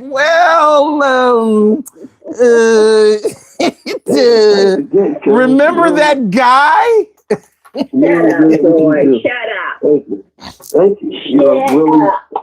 You're good at what you do. JJ says Grateful Dead made a comeback in the 80s. Did they? I don't know, man. That group hurts my ears. They suck. But they following is so fucking loyal. Like, yo, y'all really like this garbage? It's terrible. It is terrible. All right. Okay. What else we got, y'all? What we got? In the chat, y'all ain't naming nobody. I mean, come on, man. Come on. We already did Tina Turner. That was Southern 5-2's first one. I consider that to be the greatest comeback, for real. Well, we said her. It was her and somebody else. We said, Charlie Wilson. Yeah, I think Tina's was bigger because of the time, like who she had to battle in order to get in position. That shit was crazy. You know what I mean? Well, in the height of the pop era. Huh? He had to battle homelessness and drug addiction to get back to the top. No. I'm not arguing that it's not. It's not that it can't challenge her. But Tina Turner 1A because I got a lot of respect for what Tina Turner had to endure, and I'll give Charlie Wilson 1B because like I said, we not going to necessarily agree on who's the greatest because it's so subjective. But with a gun to my head. Because I was thinking about this before the show. I was like, man, Charlie Wilson. But I think Tina Turner blew up a little bit more than Charlie Wilson because she had to cross. That's what I'm saying. And man, them people outside of the United States love themselves some Tina Turner, boy. Fuck that. Remember the song Thunderdome from the movie Thunderdome? Oh my God, that was yeah. Come on, man. Come on, Tina Turner is the beast. Not saying Charlie Wilson is not, but he has great hooks to the song. He has great hooks. Put it like that. I'm just gonna leave it alone. Okay, we'll leave it alone. Yeah. But yeah, so I'm going with TT. Well, oh, wait. So I'm gonna have to.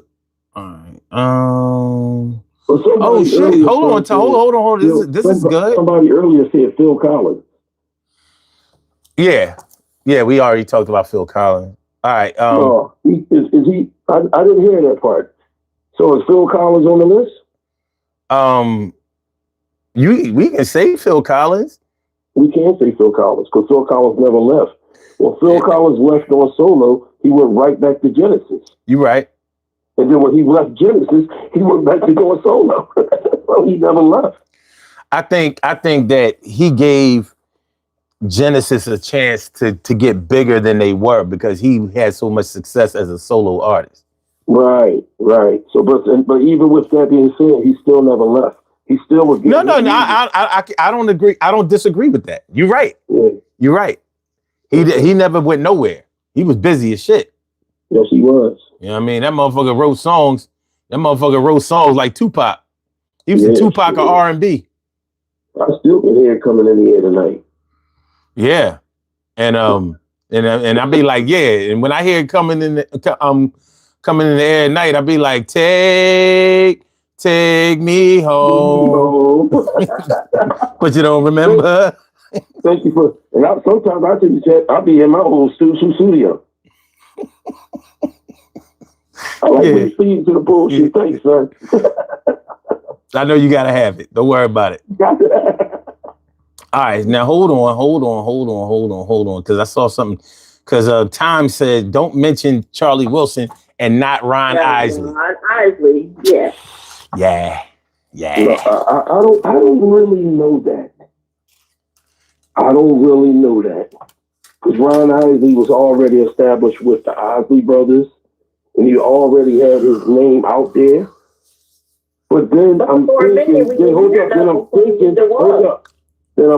that R. Kelly gave him more of a focal point for me on the down low. He really did.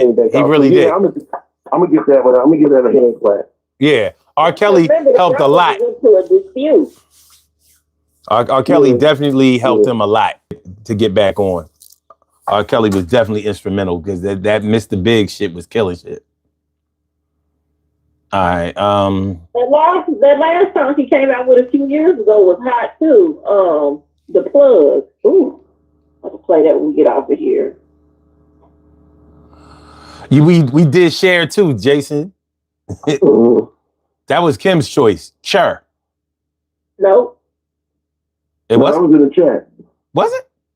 She was in the chat. Yeah. Oh. Huh. Where am I? They chatting. All right. Sure. All right. So I guess it's my turn again. Fuck. Mm-hmm. Fuck. All right. Please take one from Jones. Shut the hell up, Troy.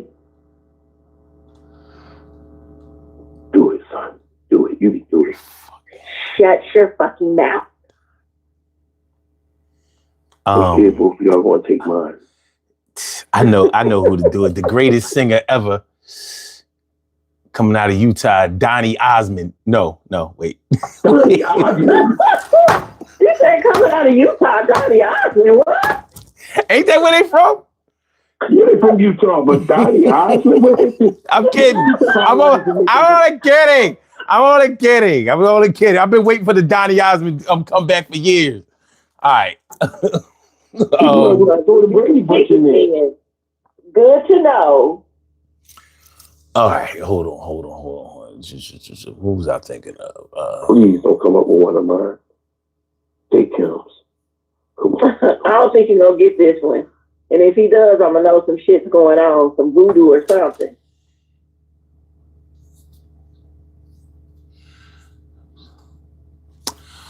All right. I'm gonna go with Ice Cube. Are you fucking kidding me? No, I'm just playing. I just play. I want to see what you say, Troy. That's a good one. I'm gonna go with Ice Cube. Ice Cube too. I thought about Ice Cube right after fucking Dr. Dre. But now the thing is, Ice Cube wasn't gone for no long time. No, but because of his, the thing that went down with NWA, how did we know what was going to become of him? So, you know, I mean, he came back with the. I mean, how do we know he was going to be a piece of shit now? We didn't, but he is. Oh. Yeah, I'm glad you know that, Kel. His political shit. He's on the same level as Snoop Dogg. Fuck both of them. Yeah. I don't know if he's on the same level as Snoop. Yeah, he's on a different level by himself. He's on the level of a Candace Owens or a Tim Scott. He's on a let me get on my knees and suck your dick level. That's where he is. I mean, that's why I like Shania Twain. Stop. I like her twang. You won't disrespect her in the same sense with this nigga. Well, all right, Kim, it's your turn. Your turn, Kim. So my person would be Chuck Berry. Oh, shit. He did a 7-year hiatus, and when he came back with the London Chuck Berry session, his #1 Billboard Hot 100 song was My Ding-a-ling. Cool. I like to play with it. My Ding-a-ling. I like to play with my ding-a-ling while I'm stroking. That was in 1972. I'll be stroking. Okay. That shit was a hit. And he took that song and did a tour around Europe and the U.S. And then made him establish him back as a founding rock founder of the rock age icon. And that was the damn song, My Ding-a-ling. I said, well, all right, there you go. Well, Google is helping you out tremendously, son. Kim. Go ahead. What I have to do is think of the person and then go Google the information. Cause see, you and Son get that. I don't know the dates like you guys know the dates. I don't know the albums like you guys know the albums. So I have to go follow the homework. I just remember the circumstance. So I'm gonna give y'all mine right now. And all three of us, we got to clap for me and give me a congratulations. Maxwell. I would say yes. After he did anything after a woman's work has to be a woman's work. Even though you don't like it, Kim. Even though you don't like a woman's work, Kim. After his next album was maybe 4 or 5 years down the line. That's because a woman's work for it. Because when he made that dumbass song, it ruined everything. That was the worst song on the planet. It was the worst song he ever made. He made that horrific song, and everybody said, fuck Maxwell. So he had to take a hiatus and come back to be better. So let me ask you a question, Kim. Not to get off subject, but so if you was in the bedroom and you was getting ready to get in the mood, and somebody played Woman's Worth, you would leave? Poochie's dry after that. It's your turn. That's fucked up. It's pussy dry after that. Oh, wait, you just went, right, Troy?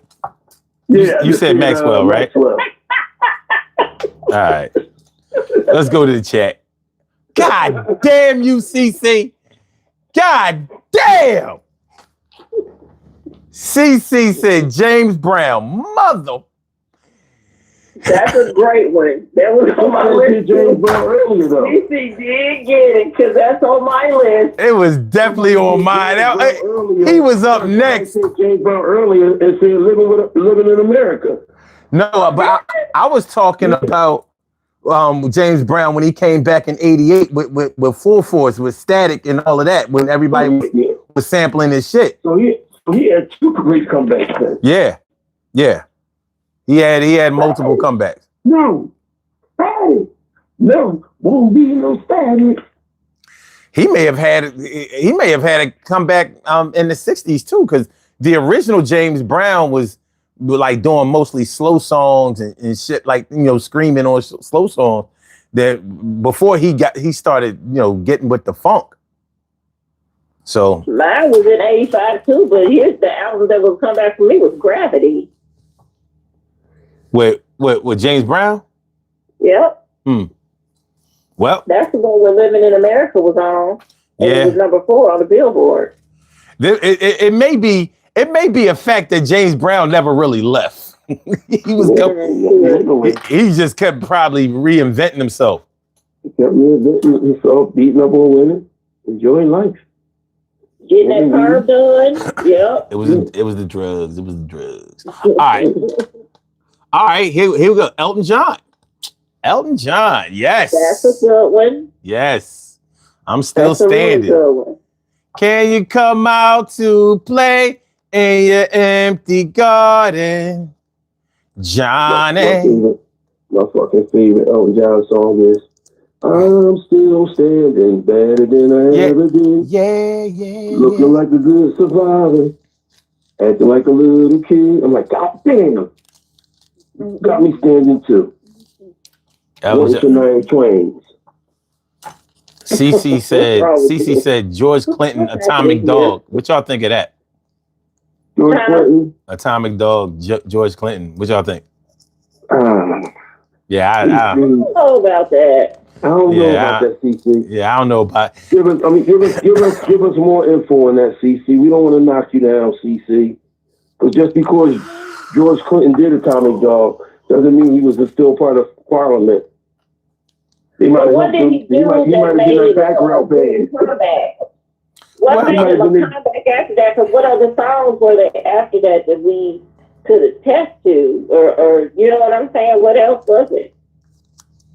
I mean, I can't really say, like. I can't either. Like, yeah. It was we just gonna give it to you, CC, just because we don't know. Okay, JJ said Lil Richard also made a little comeback in the 70s or 80s. Did he? I would agree. Okay. Because he's on my list. So I would agree. All right. Okay, I'm glad thank you, JJ, for taking Little Richard away from Kim. That's all right. I got somebody else. Don't worry. Okay. All right. So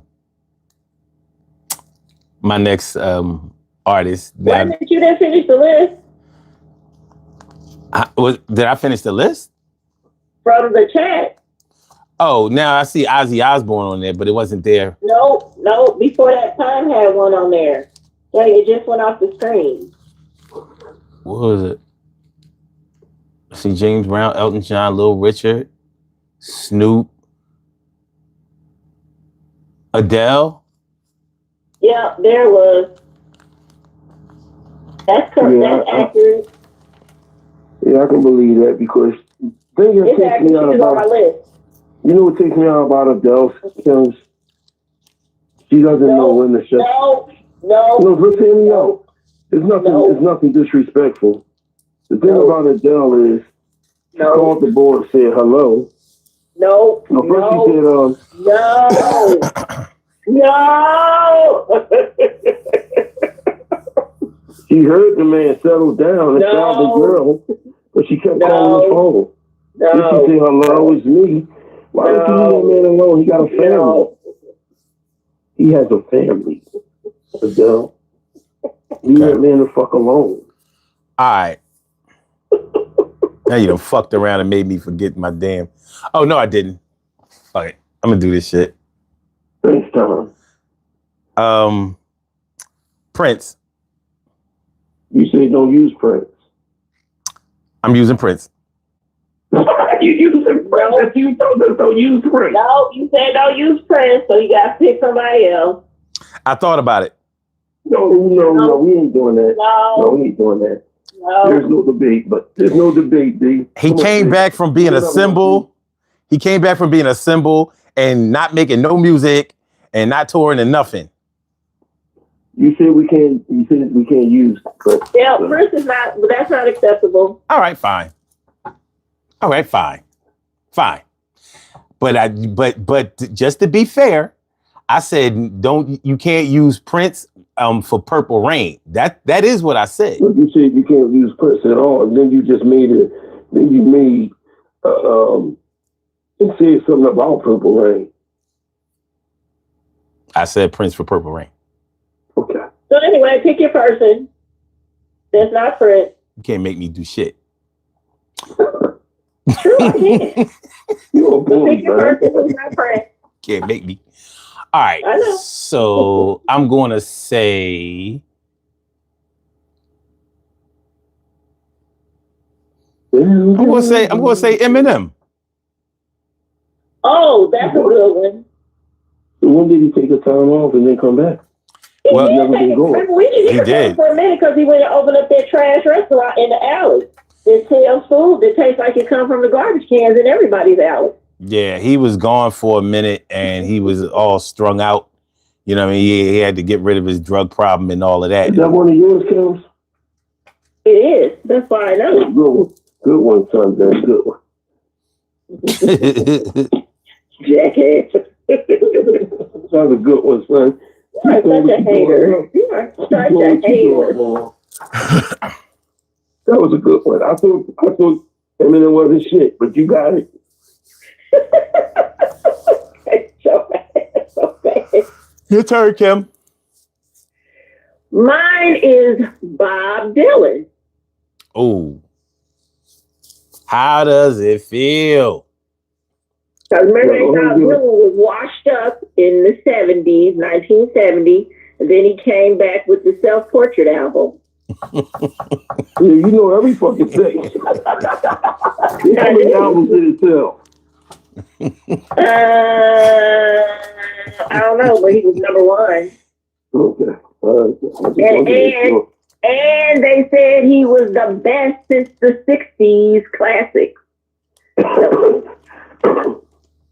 Okay, Count. Okay. Man, you know. Wait, in the chat, Tom said, I ain't mad at you, son. Playing the game like Bill Belichick. If you ain't cheating, you ain't trying. He still didn't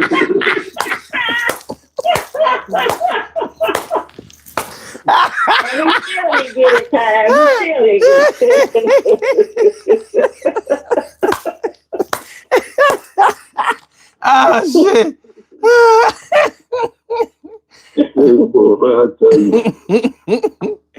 All right. That's payback, Jason. You got me a few times previously. What you got? What you got, Troy? I got Chicago and Peter Cetera.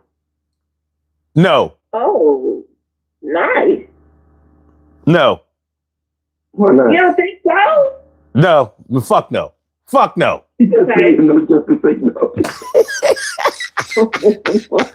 But you gotta remember the lead singer of Chicago, OD. He OD. And they didn't put an album out, and then when they did put the album out, Peter Cetera came out as the lead singer. Only song he didn't sing the lead on is Hard Habit to Break. And then when he left Chicago still was making hits. And Peter Cetera went on and made Next Time I Fall in Love with Amy Grant. And then he done the theme song to Karate Kid Part 2. I'll be the man who will fight for your honor. Yes, his song. Number one. So are you saying Chicago, or are you saying Peter Cetera by himself? I'm saying Chicago with Peter Cetera, because both of them, even when he left the group, both of them still excel. Okay, that's a good one, Troy. Yeah, thank you. It's a good one. They did 10 million album sales, so over 10 million. So yeah, okay. Thank you for doing my homework for me, Kel. Appreciate you. JJ said, I second the fuck no on Peter Cetera. There you have it. JJ, I think that you need to put an M right there next to your name and call yourself a TV, because I'm going to shut you off. Nah, man. All right. That was corny. But you my buddy, JJ. Go just sit up here. Stop knocking my shit down, JJ. Stop knocking mine down. Knock Johnny Kim's down. It's still more of Kim's. All right, look, we running out of time, so we got to get to the chat. All right, so what we got? All right. Hank Williams Jr. made a huge comeback after the Monday Night Football song. He's actually not wrong. He's actually not wrong about that. Yeah, Monday Night Football song. Are you ready for some football?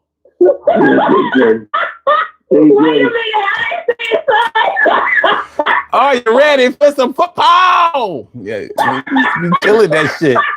He was killing that shit. I can't remember the opening line, but he was. I think his punk ass came back to life and voted for Donald Trump. Did he die? But you know damn well he was a racist motherfucker, boy. Wait, Hank Williams, he died? Yeah, he died. Oh, I didn't know that. Yeah. No wonder he don't do the. No wonder he don't do the song no more. I thought the NFL is fickle. The NFL is fickle. I figured he just moved on. Are you ready for some football?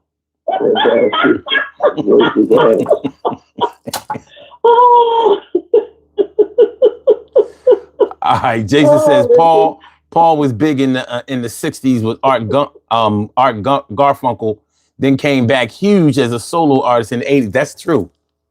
That's true. All right.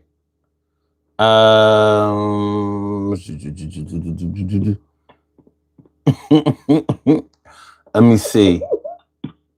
Y'all funny as shit in the chat, boy. Y'all some other shit. All right. Let me see. Time says the reason why the NFL cannot use Hank Williams Jr. songs is because he owns the rights to the song. That's why you don't hear the song anymore. That makes sense. And I guess that was a good. I can't believe the NFL allowed somebody to keep rights to their song.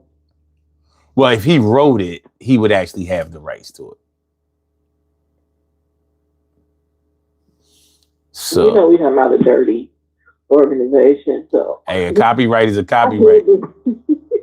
Copyright is a copyright. Hillbilly punk. Not hillbilly punk. So we got a few minutes left. All right. All right. We this is gonna have to be our last round. All right. So let me get it together here. Oh shit. Okay, together. I'd like to thank everybody in the chat for being me and Son's therapist tonight. Thank y'all so much. John Travolta in Grease 2.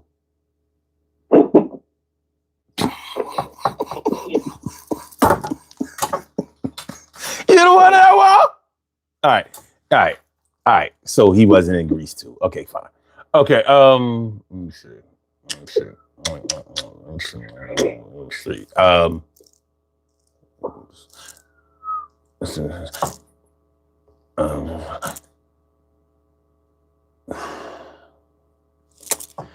All right, even though this wasn't a great comeback, it was a comeback and everybody wanted it to be greater than it was, but it just was what it was, and I'm going with Whitney Houston. Mm-hmm. Whitney Houston. Yeah. Your Love Is My Love. I hated that song. Yeah, but I did. Like, you know, her voice wasn't as sharp as it was. She couldn't hit the notes. You know what I mean? It was terrible. By that time, she had entered the crack and whack age, so. Yeah. One thing, she wasn't thinking about Shania Twain. Okay.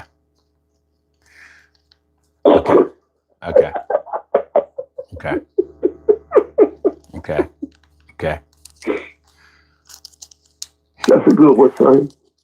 I was going to knock it down, but then I thought about it. I had to. I mean, if you would have knocked it down, I couldn't argue because it wasn't a great comeback. You know what I'm saying? But you know, it's Whitney Houston.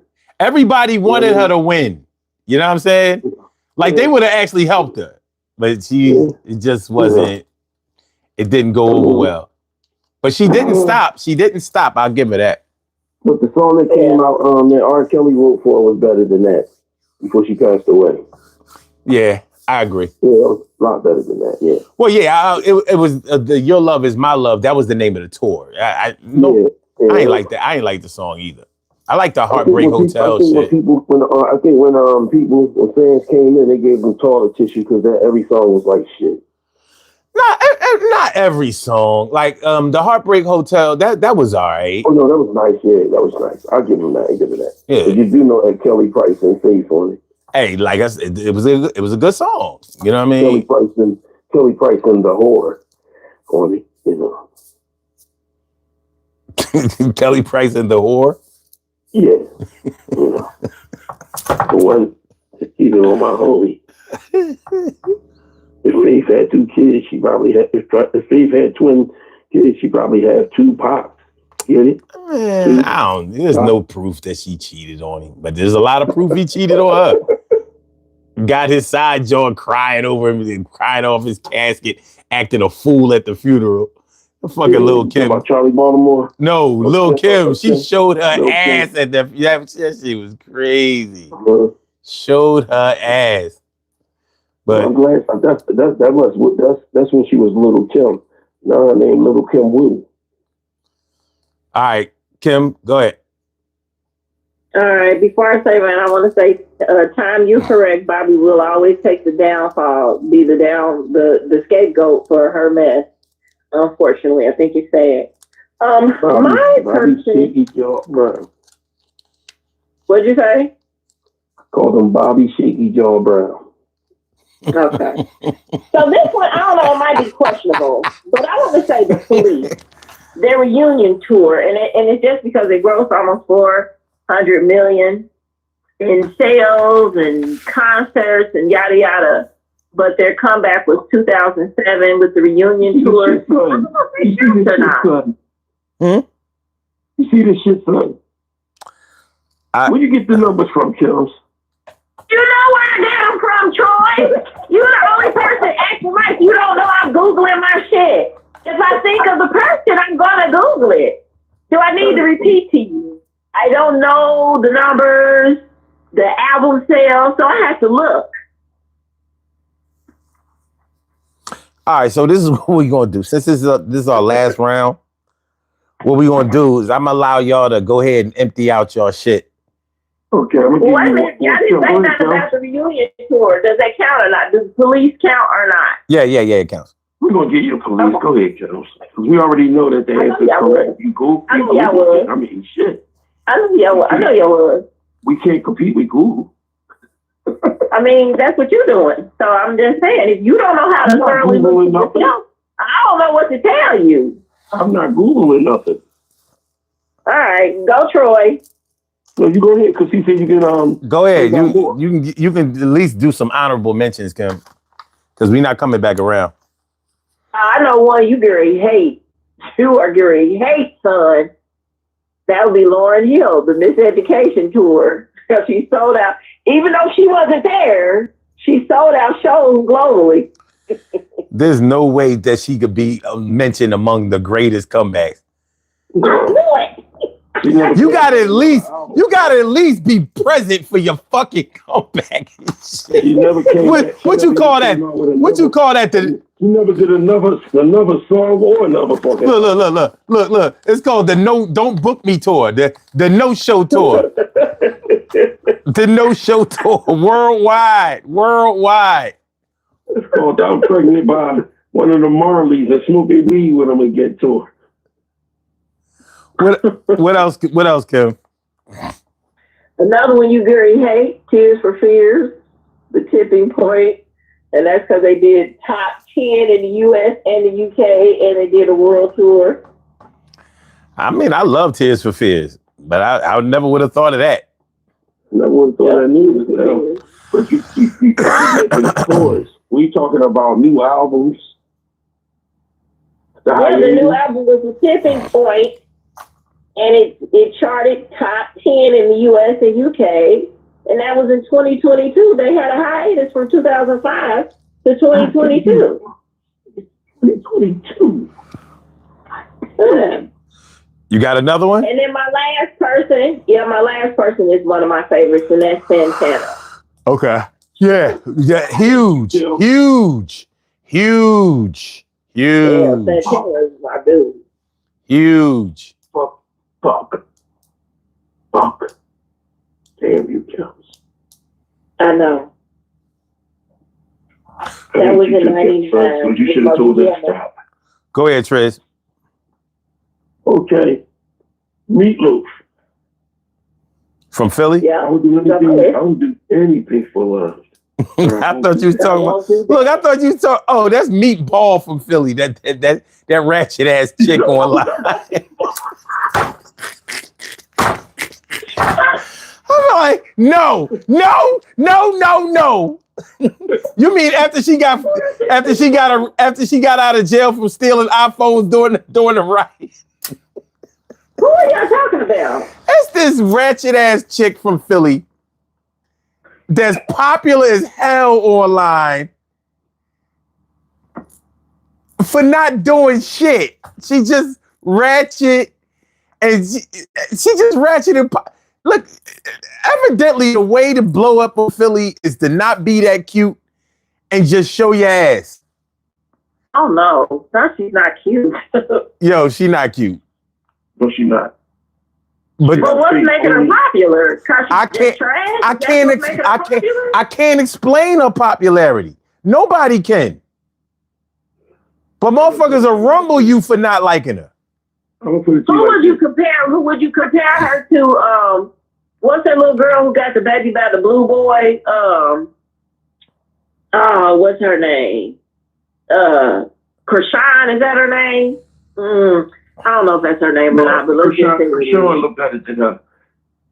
I'm not talking about looks, but is she like her? Because I don't know why that little girl's popular. No, she's a toss between Kodak Black and Whoopi Goldberg. The thing is, she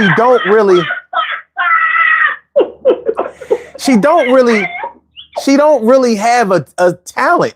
She don't rap. What's her name?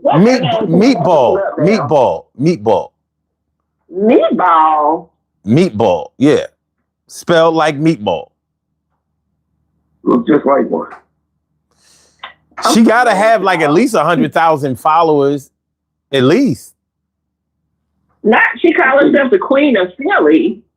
Yeah, I'm trying to tell you. I'm saying she popular. She popular as fuck. She can beat Terrence Crawford. Wait a minute. The person I see look like a dude. Yes, that's her. That's her. And she got an OnlyFans. That's what it is. Yo, you know what? And she should have only one fan. She calls herself a marketing genius. And you know what? She's got to be. She's doing great. Yeah, I'm telling you. She got it going on. You know, that's what does it. The race to the bottom. When you race to the bottom, that's how you win, unfortunately. I'll put it like this. If you ever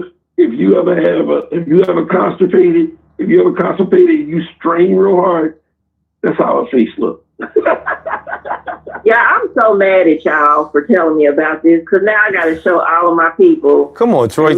Stop stretching the show. Come on, let's go. Oh, my other one, and I'm going to tell you, my other one right now is Green Day. Green Day? Okay. Oh, good one. Green Day. Good one. And my last one is, and y'all going to laugh at this one, Billy Vera. Who? Hits. Billy Vera. He had 2 big hits. Yeah, I don't know who that is. I don't either. I ain't gonna hold if you ever looked at Family Ties, he had a hit on there called "What Do You Think I Should Do at This Moment?" Remember that song? Oh, okay. And then he turned around and had a hit song that made it to the charts. He had the fucking hit song on King of Queens. That's my show. That's his song. He sung that. Oh. You know, Troy, that was good. You did well with that, because I would have never known. Yeah, that's my motherfucking dude. I can't wait to come to Philadelphia and fight y'all. So tell me about this chick. Gross. Go ahead. Her face is very disrespectful. Her everything is disrespectful. Okay. What else to it? You know one thing she won't do? She won't make your love come down. I mean, and she a young joint. I don't know. I don't get it. I don't get it. A girl will be walking down the street. She's one of the new people on this planet. Y'all know the new people on the planet, they have there's nothing. There's nothing that says, hey, let me be the best I can be. The new people on the planet. If a man was walking down the street with her, you know the fucked up part? If a man was walking down the street with her, a guy would be like, what's going on, beautiful? She would say, thank you. And he would be like, no, I'm talking to the bull.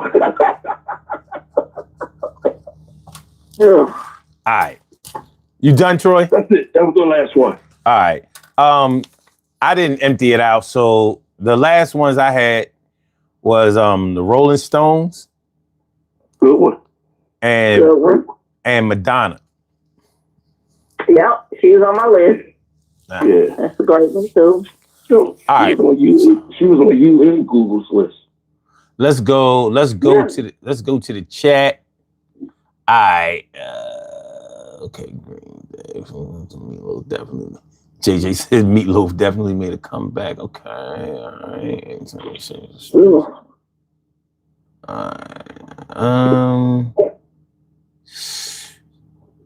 She says I have to mention a musician named Jason Becker. I've heard of him. He's pretty obscure, but he's had a form of ALS since the late 80s or early 90s and continues to make music. I've heard of him. Okay. Billy Vera was cool back in the day. You're right, JJ. Somebody should have mentioned one of my favorite singers, Billy Ocean. Oh, God. I'm about to slam my face into this table. You know what I mean? I'm about to slam. Look, I wish I had hair. I could just do the wrestling joke. You can always punch the air. Do it. Fuck it. You don't want to sing that NFL song. Are you ready for some football? Stupid ass song. This ain't no fucking comeback. Troy talking about off the wall. What's a commercial flop? Fuck out of here. You're right. Oh man. You should never be alone. Omar, where you been? Where you been, my dude? Damn, it's been a minute. Good to see you. Good to see you. Yeah, it's been a minute. Omar shouldn't have left us. You know what I mean? This shows you that I mean they calling some of my people back like, yo, we de-algorithmed them. You know what I'm saying? They're gonna slowly start inviting people back in. Like, okay, You know what I meant to tell you about that? You have been so accurate about that too. Because we just did a class on that and it has been YouTube. So it's because of this orange jackass. He is trying to limit the YouTube media from telling too much information.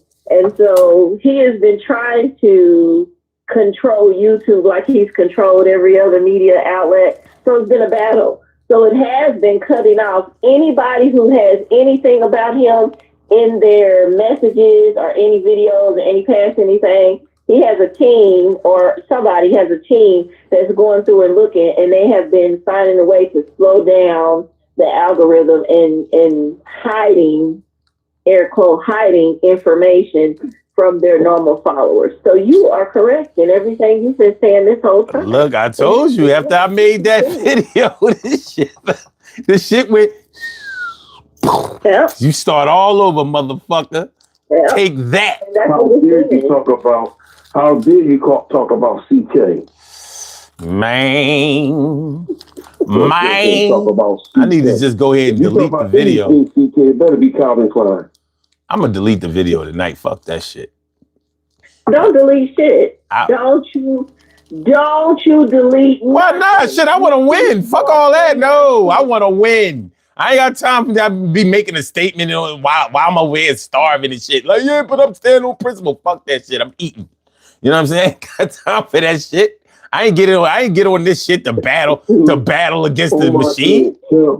I'm gonna let you say something to Omar. He said her throat sounds like she has some gills to her. No, he said that says gall, not gale. What's gall?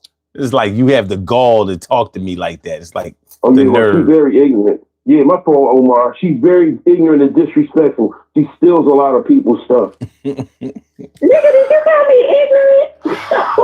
Listen, I'm about to be real ignorant. We gonna get to these ignorant ass birthday shout outs. Get the fuck on the body here.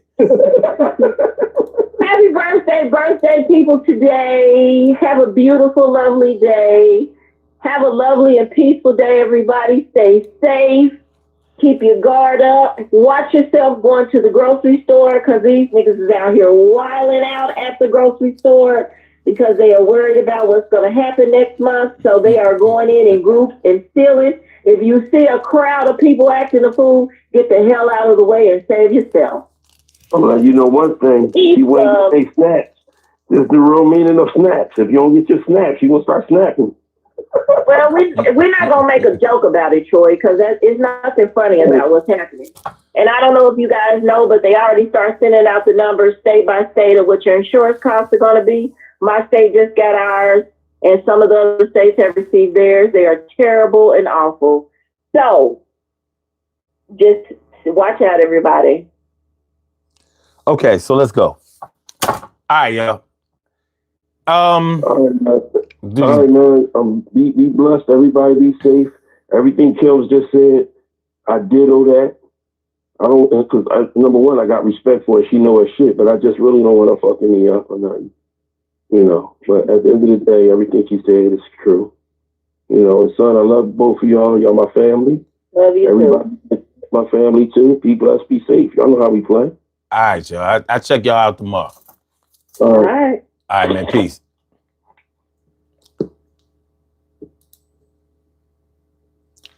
All right, y'all. We have some birthday shout outs to do. Some people were born on this glorious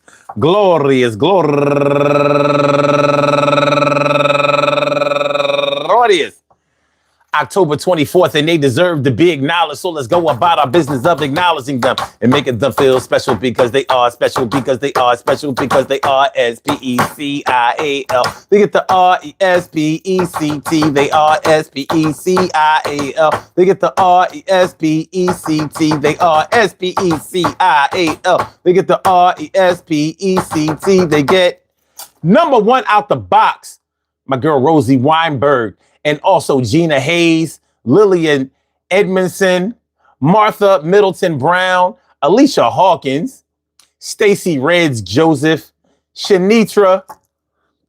I'm sorry. Yeah, Shenitria.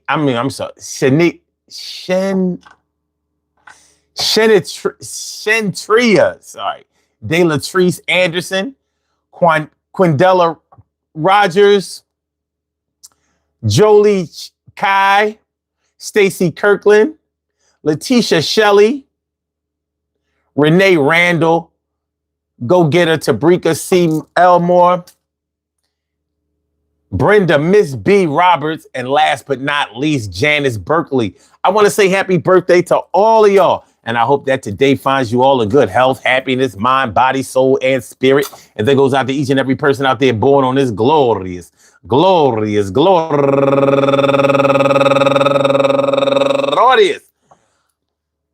October 24th, anywhere out there in the world, worldwide, internationally, and universally. All of y'all go ahead and turn up. But don't turn up too loud. Just turn up loud enough so everybody can hear you. Rock out, rock on and do the damn, the rock out, rock on and do the damn rock out, rock on and do the damn thing. You do your thing, y'all. Represent the queens and kings. You do your thing, y'all. Represent the queens and kings. Good things happen to those who wait. Great things happen to those who grind. And anything can happen to those who go for theirs. So go hard, go for yours, and remember, all right, y'all. So we was talking about the greatest musical comebacks ever. Did we agree on all of them? No. Are all of them valid? I would say for the most part. You know, when you think about musical comeback, you're really talking about somebody doubling down and getting a second start on their career, which is a beautiful thing. You know what I mean? I would imagine that it's a really tough circumstance to have to go through when you know that you have the skills to pay the bills and you've been validated by your fans and the media and even maybe your record label and whoever else is involved, management and everything. But to, have to dumb it down for a little while. One thing I wanted to say about these comebacks, there are a lot of different reasons that you may need to come back, like having an illness. We didn't really go over that, but some people had to stop performing or recording because they just weren't physically able to, like Troy talked about with Teddy Pendergrass. And there have been others. There have definitely been others. Injury. There have been certain people who were not only sick but have gotten hurt, and they came back later on to do big things. And then there's some artists who just fell off or became disinterested or disenchanted with the industry. It happens. The music industry and the entertainment industry as a whole can swallow you up, swallow you whole, and man, make you question everything and anything that you've ever done. But I appreciate y'all coming on through, man, and giving me y'all 2 cents. Omar, thank you. My namesake came through. He said, I love you, son. You helped me through tough times, and you were the only voice I heard. Thank you, big brother, man. I appreciate you, too. And one love, without a doubt. I appreciate that like I appreciate the air in my lungs. You trust me. I'm not kidding. That is not a small thing right now. So thank you exponentially. That's like times. You know what I'm saying? So yeah, man, as we talk about this thing about making a comeback in the music career, if you think about in your life, how many times have you had to come back from injury, from illness, from hurt, from failure, from darkness, from fright, from despair, from discouragement? Making a comeback is something that you have to plot and contemplate, prepare yourself for, and follow through with in order to make it qualify as being one of the greatest ever. So I applaud and respect anybody else who has ever made a comeback in their lives, because it's not a small thing. When you actually set a goal for yourself and you accomplish it after falling off, you set an example for those who are looking at you. Those of y'all, those who may be observing, and you never know who's looking. So just like my late great dad always said, perform like the camera is always on, because it is. And shout out to the person who made the likes 17 and then unliked it and made it back 16.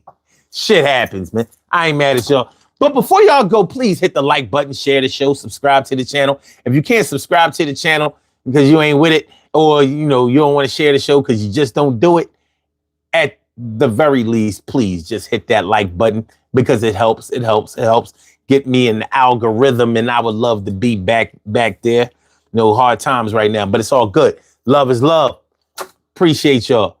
Peace to all my day ones, my everydays, and my brand news. I love y'all to death. Resuscitate y'all. Love y'all right back to life. We will be back tomorrow, which is today, 1:30 p.m. Eastern Standard Time. So make sure y'all come through and rock out with with the Urban Therapy with Sun show. 1:30 p.m. Eastern Standard Time. And we will be talking about some good shit. Matter of fact, let me see if I can tell y'all what we're going to be talking about. Let me see. But sometimes I get that 11th hour feeling. Let me see. Oh. Ooh. Oh, we got some heat. We got some heat. I'm not going to tell y'all what we're going to be talking about tomorrow afternoon, but we got some heat. Just trust me on that. I ain't lying. I ain't lying. Yo, y'all have a good night. It's the first night of the weekend. You know, if y'all out and about or still going out on a late night tip, you'll be careful out there. Be careful out there. Thanks again, O. Thanks again, O. Thanks again, O.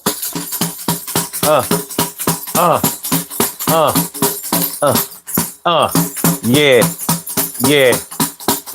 Can't stop nobody from representing, so the least I could do is make sure I mention his name because he kicked the game. It's the same thing that people do when they not acting like a lame. And I say he's not tame, he's wild as a catfish, or should I say, yo, a salmon swimming upstream, yo, doing the damn thing, nah, I mean? Nah, I appreciate you mucho and much, and I'm glad that you came through right in the clutch. Reminds me number 12, Tom Brady, but you're not inflating no balls, you're not shady. Speaking of shady, the slim one, the reaper, you know what I'm talking about, yo, not Eminem the keeper.